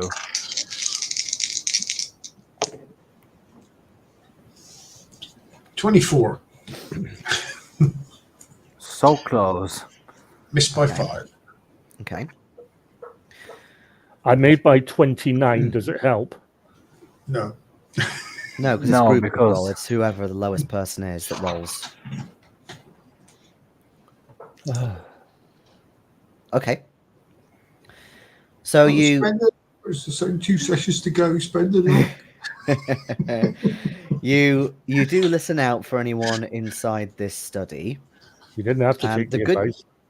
the good news is you don't hear anybody. However, you do hear the sound of footsteps below you, Oh, for the trapdoor. the trapdoor. Is that a trapdoor into a cellar or into another passage? Interesting. Yeah, before going downstairs, I wanted to see where the outside door leads. And then we can get down on in the trapdoor and see where it goes. I would like to investigate the trapdoor. I still want to hit that study. 3-way split. Yes. Why Why did you do not? this for me? I mean, it's on you, mate. You gave us 3 options. Yes, I did. That's very true. Actually, I mean, what? Can I ask a delicate question? That large chest that we moved into the doorway upstairs, how heavy was it? I mean, you could like 2 of you could lift it. It wasn't too bad, but it was quite bulky. Right. Here's my thought. We go back up the stairs. We put the bookcase to wedge the door open. We take this chest down the stairs and we put it on the trapdoor so they can't get fucking back up. Well, yeah, obviously assuming they need to get back up. We don't know what's down there. It could be just into another passage or something. Into a cellar. We need to have a look first, I think. Or we cover the place in oil, set fire to it, then put the big chest on top of the trapdoor so they can't get out. And hope to fuck Mary isn't among them. Yeah. No, Especially the last part. in all seriousness, I want to check that study because I still think there might be information that might be pertinent. Okay. And I'm convinced that one of those keys is for the study. Okay. So I think we've got room to maneuver. You start hearing the sound of the passageway trying to close upstairs, and it's making a bit of a creaking sound, and then a poof as it sort of hits the chest. So yes, you think you might have to move quite pronto. Charlotte, you quickly check down the passageway with the draft, and fairly soon you reach a modest-looking door, which does indeed lead to the outside. Kind of not quite an alcove, but certainly if you were to come out of this door, it would be quite difficult to see you until you've gone, right out. It's a nice little secluded part of the house. Okay. Fine, I'm going back to the others. And if I noticed the hidden door, the panel closing, I'll try and forced it open again by maybe clicking the button again from the inside of the corridor. It's remaining open because you've blocked the Yeah. chest across it, but what's happening is it's causing a noise now because the wall is essentially trying to get to where the chest is blocking it, so it's hitting the chest, occasionally and making a bit of a banging sound. Yeah, we gotta move swiftly. Yeah. I'm still Yep, doing. still the want to study. go this way. That's fine. I'm getting to you, don't worry. You try the keys, and one of them does indeed fit. Yeah. And you head on in. And it is a study. Unsurprisingly. It's another large and spacious room, high ceilings as well. Good. South-facing windows. You can see the church from here as well. And, of course, Pendle Hill behind. And you notice straight away that there is quite a large desk in front of this window. Okay. And you see a single candle. I was going to say it's facing the hill. We know she was in here that night. Yeah. This is where this was the room. Well, Possibly. Charlotte, you actually don't think it is because whilst you're not exactly sure where the room was, it was definitely upstairs because That's right. you remember seeing it above you. So it wasn't this one. Right.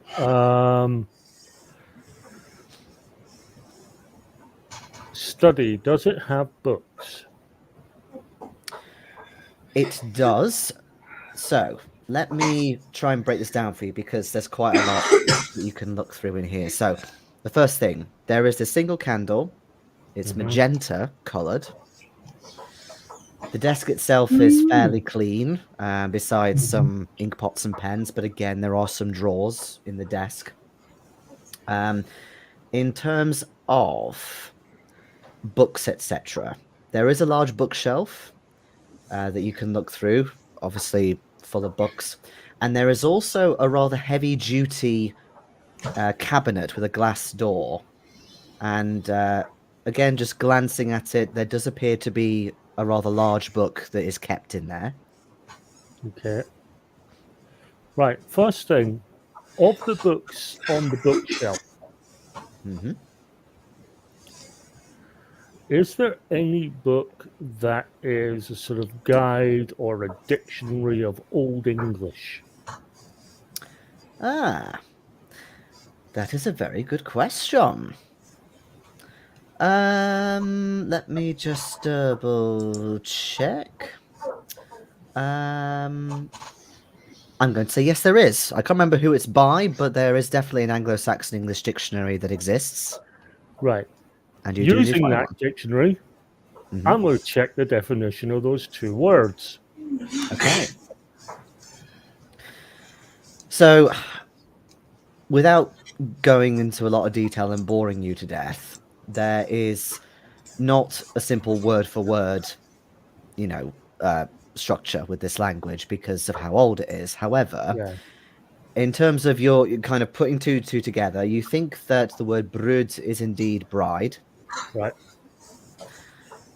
or someone of that nature, a lover kind of thing. Clafford, there's a few meanings for it, but essentially it's someone that is very well revered. So perhaps a master kind of endearing name kind of thing. Whilst you are near the bookshelf, you also notice a few, you think, local record books, like going back a long time, like local ancestry type stuff. Start pulling them off the shelves. Okay. Whilst I go back to the others, you can give me a library use roll, or you can give me an English roll, which you need a hard success for.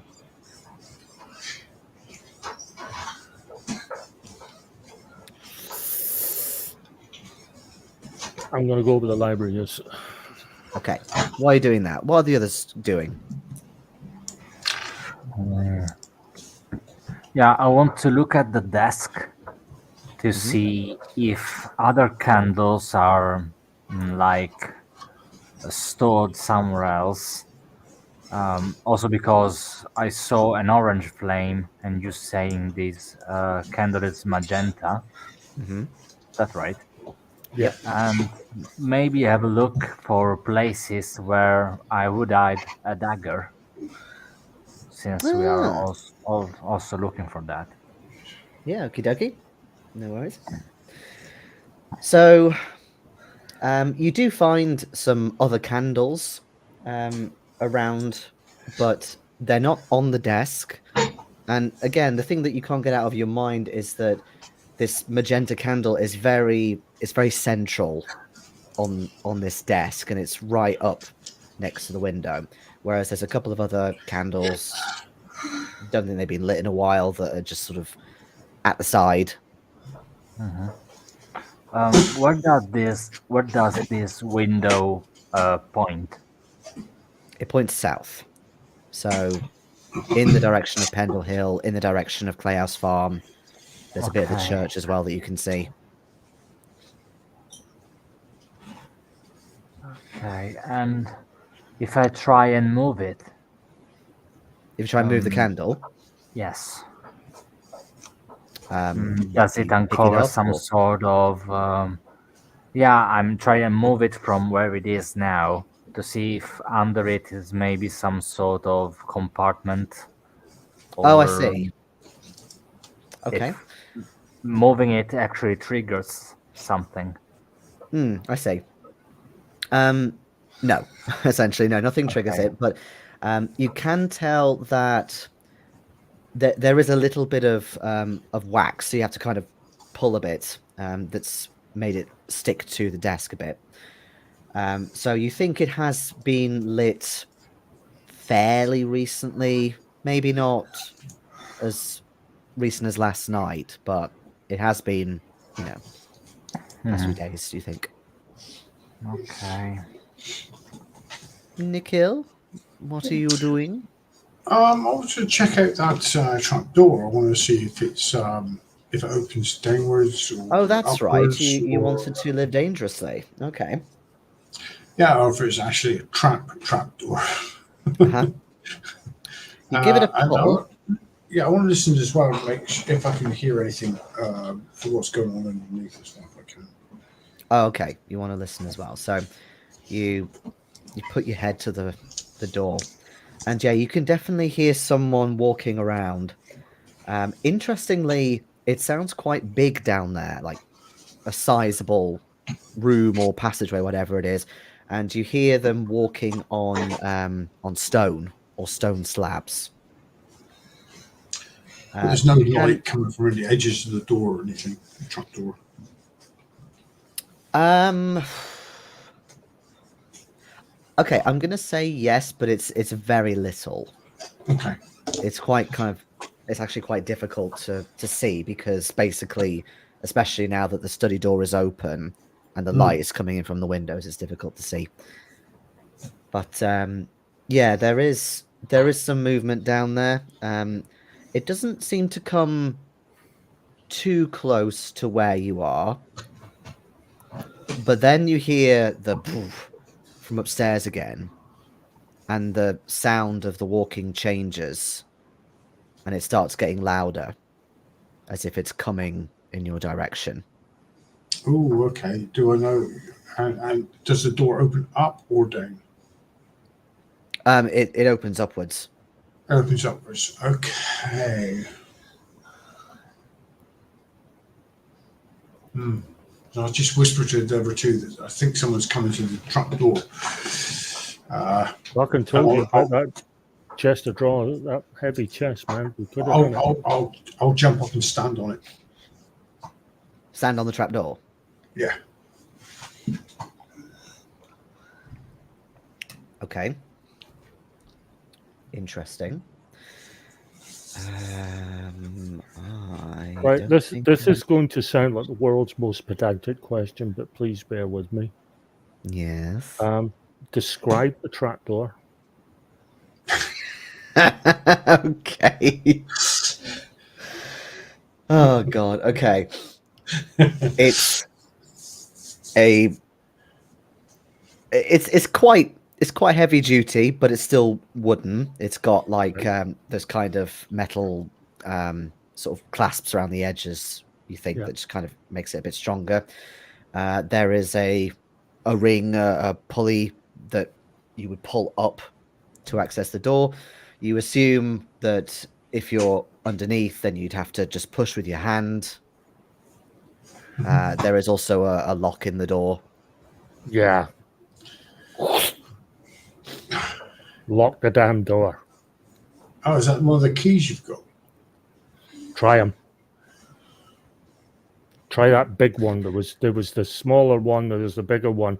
I'm hoping the smaller one was the study door. The smaller one was the study door.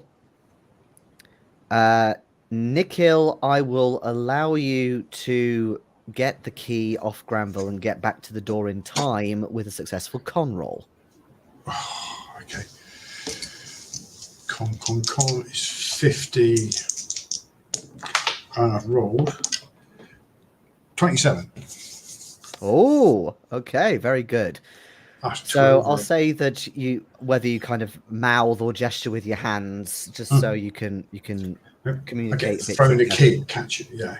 Oh yeah, you throw the key, yeah, and yeah, you quickly lock it, and it does indeed fit, by the way. And yeah, the trapdoor is now locked. Someone comes up and obviously tries to get through the door, but can't, and starts banging. But they obviously can't get through. You do hear a bit of rummaging. You think of a key, but then you hear kind of as if they're trying the key in the lock, but it's not turning. That's because I left my key in. Well, that too.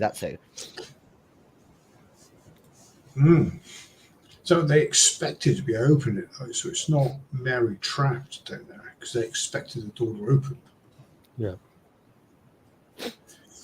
Anyway, back in the study. Your library use got a pass, Granville. Yeah. Not by much, but it was a pass. No, but it's all good.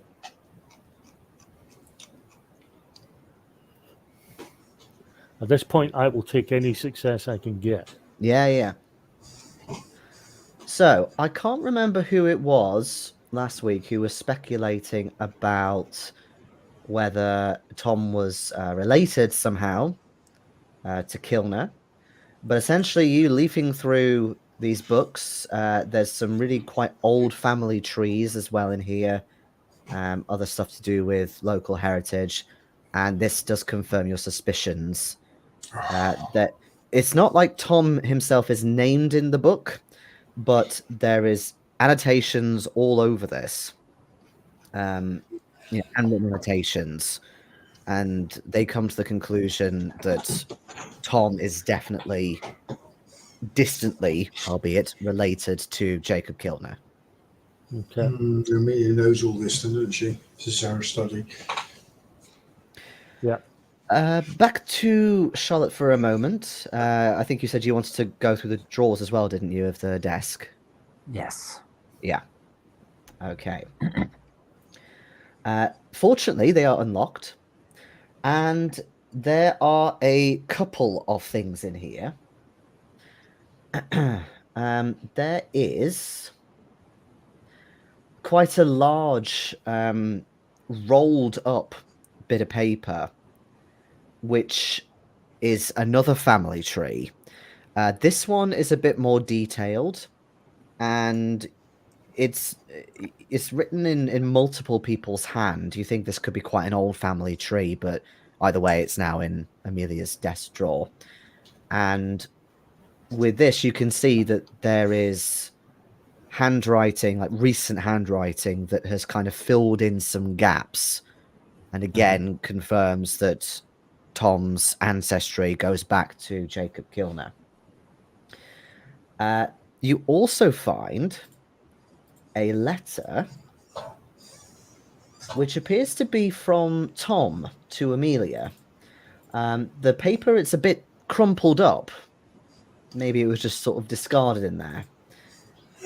But I will read it to you, and I can present it as well, although you might not be able to read it, come to think of it, because it's one of these fancy-ass handwriting calligraphy fonts. This is dated the 22nd of June of this year, 1922. And it says... I just want to say that as bad as that handwriting is, I had no part in it. No. And I'll provide plain text for you as well. I think I've got it somewhere. It says, "Dearest Amelia, I cannot believe the big day is getting so close now. It feels almost like I am still dreaming. I have not heard from you in a little while, but presumably this means no issues with wedding plans have arisen, ? My uncle does fret and keeps insisting I write. However, I trust everything is in order and that you will write should something become amiss, ? I shall be writing with our final menu suggestions for both the pre-wedding dinner and reception shortly. As a reminder, Mary's culture frowns upon eating meat, however she can eat fish. She seems particularly partial to salted herring at the moment. I am happy to reimburse you for the trouble. I am so pleased we decided to go with your suggestion of an autumn wedding in the end. This summer has been frightfully warm so far. It's as if fate meant for this to be. Mary's particularly grateful for the extra couple of months as it has given her more time to settle into her new home. She tells me of her excitement to meet you. She knows how good you have been to me over the years." In fact, actually... oh, no, that's fine. It's fine, ignore me. "Speaking plainly, I have come to see you as a sister I never had. I would be honoured for you to join us on the top table and come hunting with your father and I on the Friday afternoon. You can show the both of us a thing or two about how to ride properly. Warmest regards, Thomas."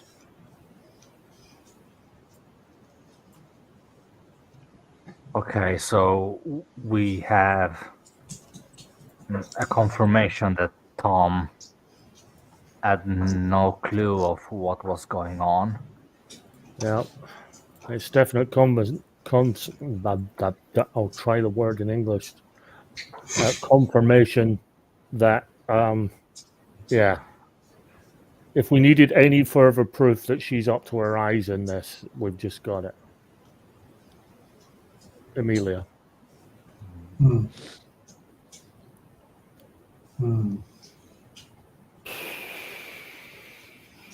London? Where is she now then? Yeah, she could very well be under the trapdoor that you just locked, as far as you're concerned. Or on the Trembling Hill, as far as we are concerned also. Trembling Hill? Yeah, landslides, etc. Yes. I think it's better for us if she's under the trapdoor, to be honest. No, because she may have information we might need. Yeah, if she's out on the hill, though, she's free and able to do whatever she wants. Yeah, I mean, she went down there for a reason, and we don't know what's down there. Well, at this point, I think we need to look at the nice big book in the glass case. That sounds like a good idea.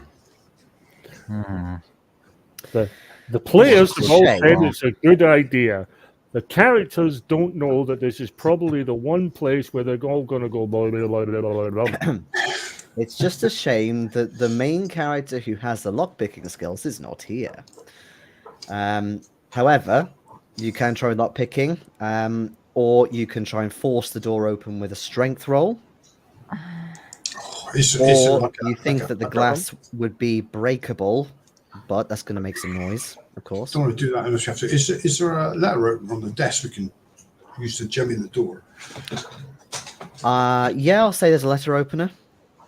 Go for it. I think we should do that then. Who's got the strongest? It's 55. I can do it if you want to give it a go. You want to do it, or? You're stronger than me, mate. Okay. Yeah, same. I got 50. Okay, so that's 40. So just, yeah. Okay. It takes a little bit just to get it in enough, but then, yeah, you prise it open, nearly break the letter opener, but you don't. And the door opens. Just as you do so, all three of you hear the sound of several footsteps coming from... I kind of forgot to tell you this, but there is another door, you think the main way into the study, and you can hear the sound of several footsteps marching up a corridor. Yeah, that's what I thought the key was for originally, was the study, the door to the study from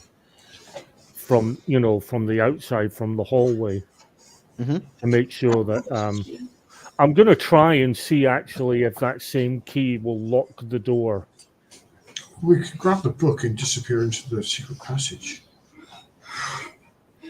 I'm going to see if that door will lock first. Grab the book anyway. Okay. Yeah, you heading up to the main door, and yes, the key does also fit in this one. Right, lock that door. It'll buy us some time. Okay. Eventually, doorknob turns, but obviously they can't get in. And you start hearing shouting, shouting from the bobbies, you think, and they're starting to put their shoulder in to break it. Yeah, I want Make that. it sound scarce. Yeah. How about we get the fuck out of here, close the hidden door behind our back, Yes. and read the book somewhere else? Yeah. Well, we're going to go upstairs or we're going to go outside. Yeah, I do believe upstairs is better. Yeah. Even if we go back to Mary's room. Yeah, because we want to let's see if there is a diary for her there as well. Mhm. Okay, back upstairs then. Has the rattling on the trap door stopped? It has, yes. Okay. Look, we can't get out. Probably worries No, me. interestingly, you don't hear anything from the trapdoor now. There's another way out. I hope so. They never said anything about this at health and safety. Okay, I so think we can expect Amelia back in her room quite quickly. can you make me stealth rolls, please? Stealth rolls. Jesus. Oh, Jesus Christ. Probably not. Yeah. I'm going to spend the 1 point to make that a pass. Okay. Yeah, I'm spending 14 to make it a pass. Granville? If I spend all my luck, I still can't pass. So, I told you, unless I say otherwise, just assume I failed the roll. Okay. It's a lot. Okay. What I'll say then is that Granville, you're starting to struggle with all this moving around. You're starting to slow up a little bit, and it's becoming much more difficult as well to climb stairs. And at one point, you buckle a little bit on the stairs, and you cry out. They're still bashing the door behind you, and you're fairly convinced that it'll take them a lot longer to get through the door, given it is quite hefty. But at the same time, you think that they might get an idea of where you're going to be, in the next few minutes. I'm now using my cane very much as a cane rather than just a prop, to actually prop myself up to move myself forward. Yeah. Can I throw the book to Charlotte and go back for Granville? Yeah. Help him up. Cool. Thank you, boy. Oh, just all this running around. I'm not used to it. It's a lot of excitement for one day. Yes, we'll call it excitement. Yes. We'll push the chest of drawers out of the way and let the door slide shut. Okay. Start shutting. And then move that chest in front of that door. Okay.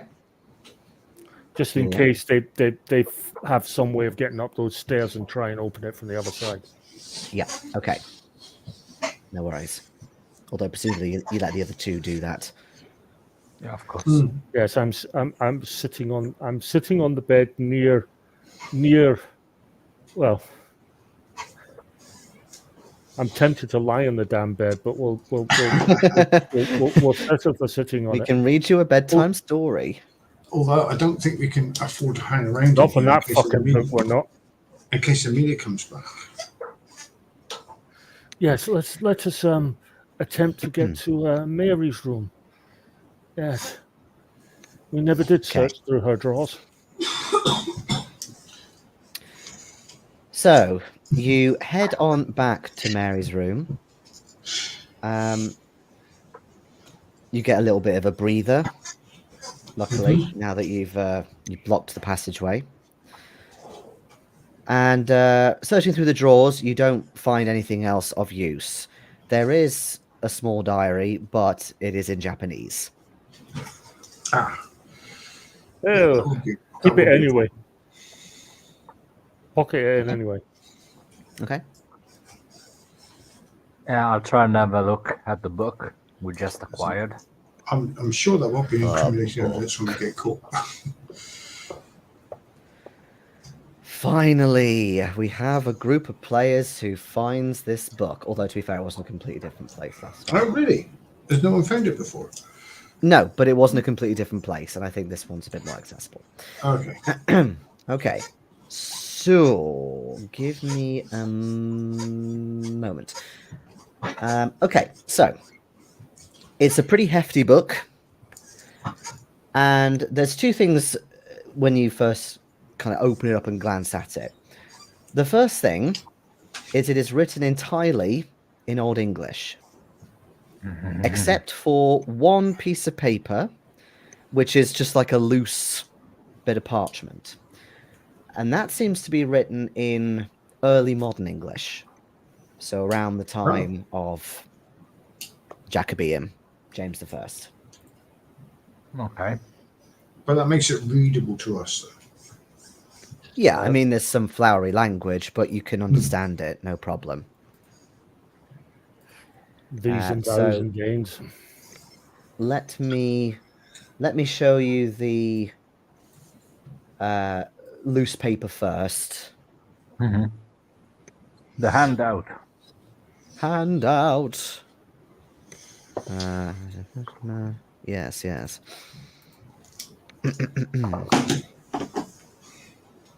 In fact, actually, just before I do that, let me double check something.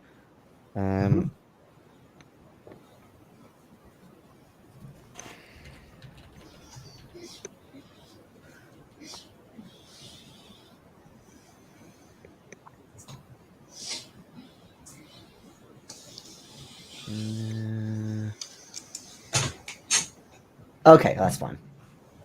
That's fine. So, here we go.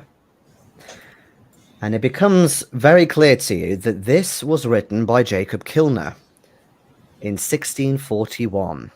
It reads, "Let it be known upon this Tuesday in the afternoon in the year of our Lord 1641, that I, Jacob Kilner, esteemed justice of the peace of Lancaster, hereby confesseth mine own true accounts of the triumph against evil, of the battle of Pendle Hill in the year of our Lord 1622. Upon the night of the full moon there was a rapping at my door by 35 men, whilst I lay asleep in my bedchamber. They were most afraid, giving fearful cries and yells, and summoned me to the brow to rid the hill of dark magic castings. Shush, kiddie. By a sly young witch. They confessed to be followers of she, and they were leadeth the way for their own trials to follow soon after this. I took my men of hardy strength to the hilltop, where we were set upon by dead soldiers, sprung it out of the ground. In such a manner, my ring granting me protection from the Lord, I setteth myself upon the young witch, known as Emlyn Wignall, and droveth my holy blade through her heart." Yet the sins of the wicked hath played upon me ever since that fateful day. I was not able to recover the man, Matthias Ashburner, nor the woman, Alice Wignall, thereafter. And their blasphemous sacrifices kept me away from that dreadful place. They were never buried on consecrated ground, and I'm responsible for separating them from the Lord. Now I grow weary with every breath, as the devilish arts and sorceries of the young Emlyn Wignall plague upon my conscience. Her most terrible gaze on the moment of her death could terrify and astonish any man living, and her blasphemous doctrine containing her devilish customs cannot be consumed by fire. Men who would put their trust in me, nay, in God himself, now deemeth me mad. May those of a God-fearing nature who shall follow in my footsteps taketh heed of my warnings, as my day of judgment cometh nigh. May God forgiveth me for my sins. And looking at the book itself, it does look like it's been charred a little bit, but the book itself isn't damaged at all. Right. I have an honest solution, and I'm not joking at all when I say this. If it can't go down by fire, what about acid?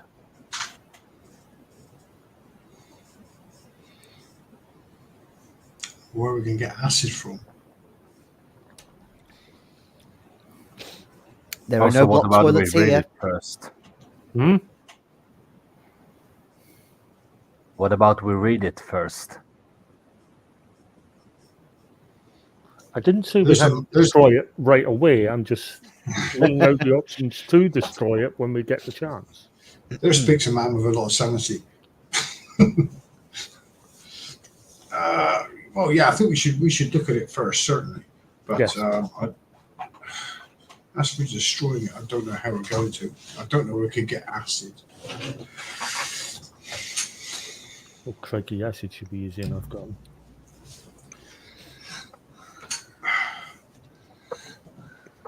We weren't the sticks, mind. You know. Mm-hmm.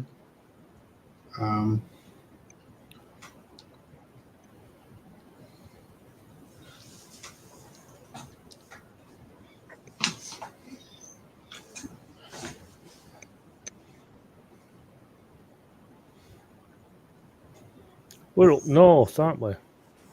Mm-hmm. Northwest.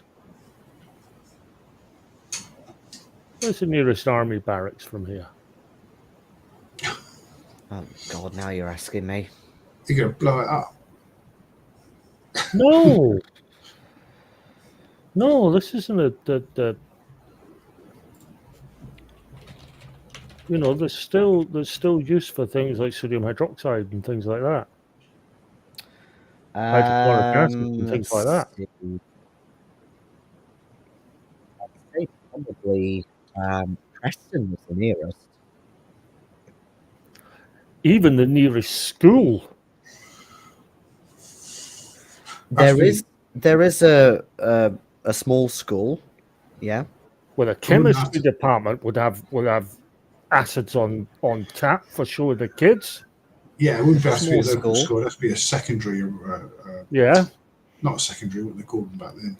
Primary school. grammar school. Well, Grammar. yeah, like grammar. grammar school. Grammar. Yeah. Secondary Quick grammar line. or Probably university. Quick line would be easier to come across. Quick line. It's quick enough. It's quick The enough nearest to get. university is Manchester. Right, line. Hell of a lot more common than used a hell of a lot more commonly in these days rather than today. Well, I mean, you've been sitting in a limestone kiln for the past few hours this morning. Yeah. So, you know, you add lime to water, you get quick lime. Mm-hmm. That takes me back to chemistry lessons. Funnily enough, I was watching an episode of Death in Paradise, which happens to mention that entire thing. Is, you know, add lime to water and you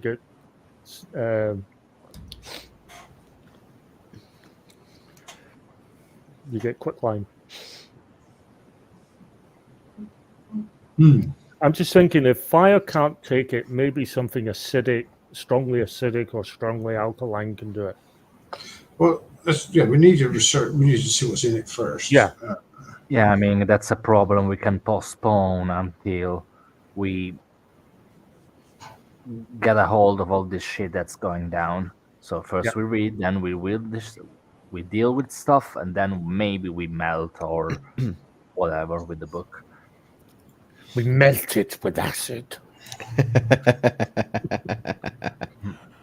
Still, I don't know shit about. Also, I don't know shit about Old English, so I don't know if I'm actually able to read it through. Well, you don't know Old English, but you do know a bit of Yiddish. And whilst it's not exactly the same, it still goes back to, a Germanic, what would you call it, etymology. Okay. Plus, English classes at any time, even back then, Shakespeare was on the curriculum. Yeah, but that's early modern English. That's completely different. There was Chaucer in the middle of all that as well. Yeah. You know, it's because Shakespeare was just before Jacobean. Yeah, but Old English is not Jacobean. Yeah. Old English, we're talking 500 AD. Yeah, that's true. It's completely different. You wouldn't be able to understand it just from knowing English or knowing Shakespearean English. No, pretty not. You do have the dictionary, however. Yeah. So if you want to do it here, then you can, but it will take you time. Well, we had that coming.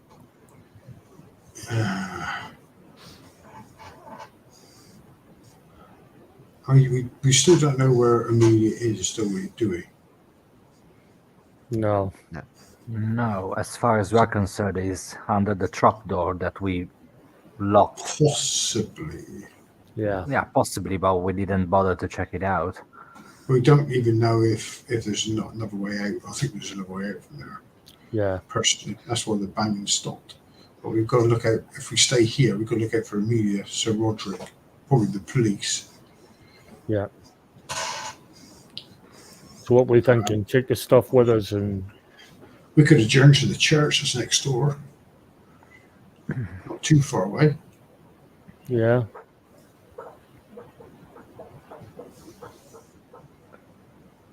Yeah, we might also have a look at it as we are going by car to Pendle Hill. I don't know how much time it will take us, to be completely honest with you. Well, depending on traffic, 8 hours. It's only a couple of miles away. The original going via London. Drop me off. The original battle of Pendle Hill, do we know what actually happened when he said he fought the demons and witches? Do we know how he did that? Is that written down in any of the stories? No, apart from what you know so far, that the whole kind of exactly how it happened, like how it ended, is a little bit ambiguous. Andy didn't know that. we need to speak to Sir Roderick. What for? Oh, we've got the guy that actually did it, though, haven't we?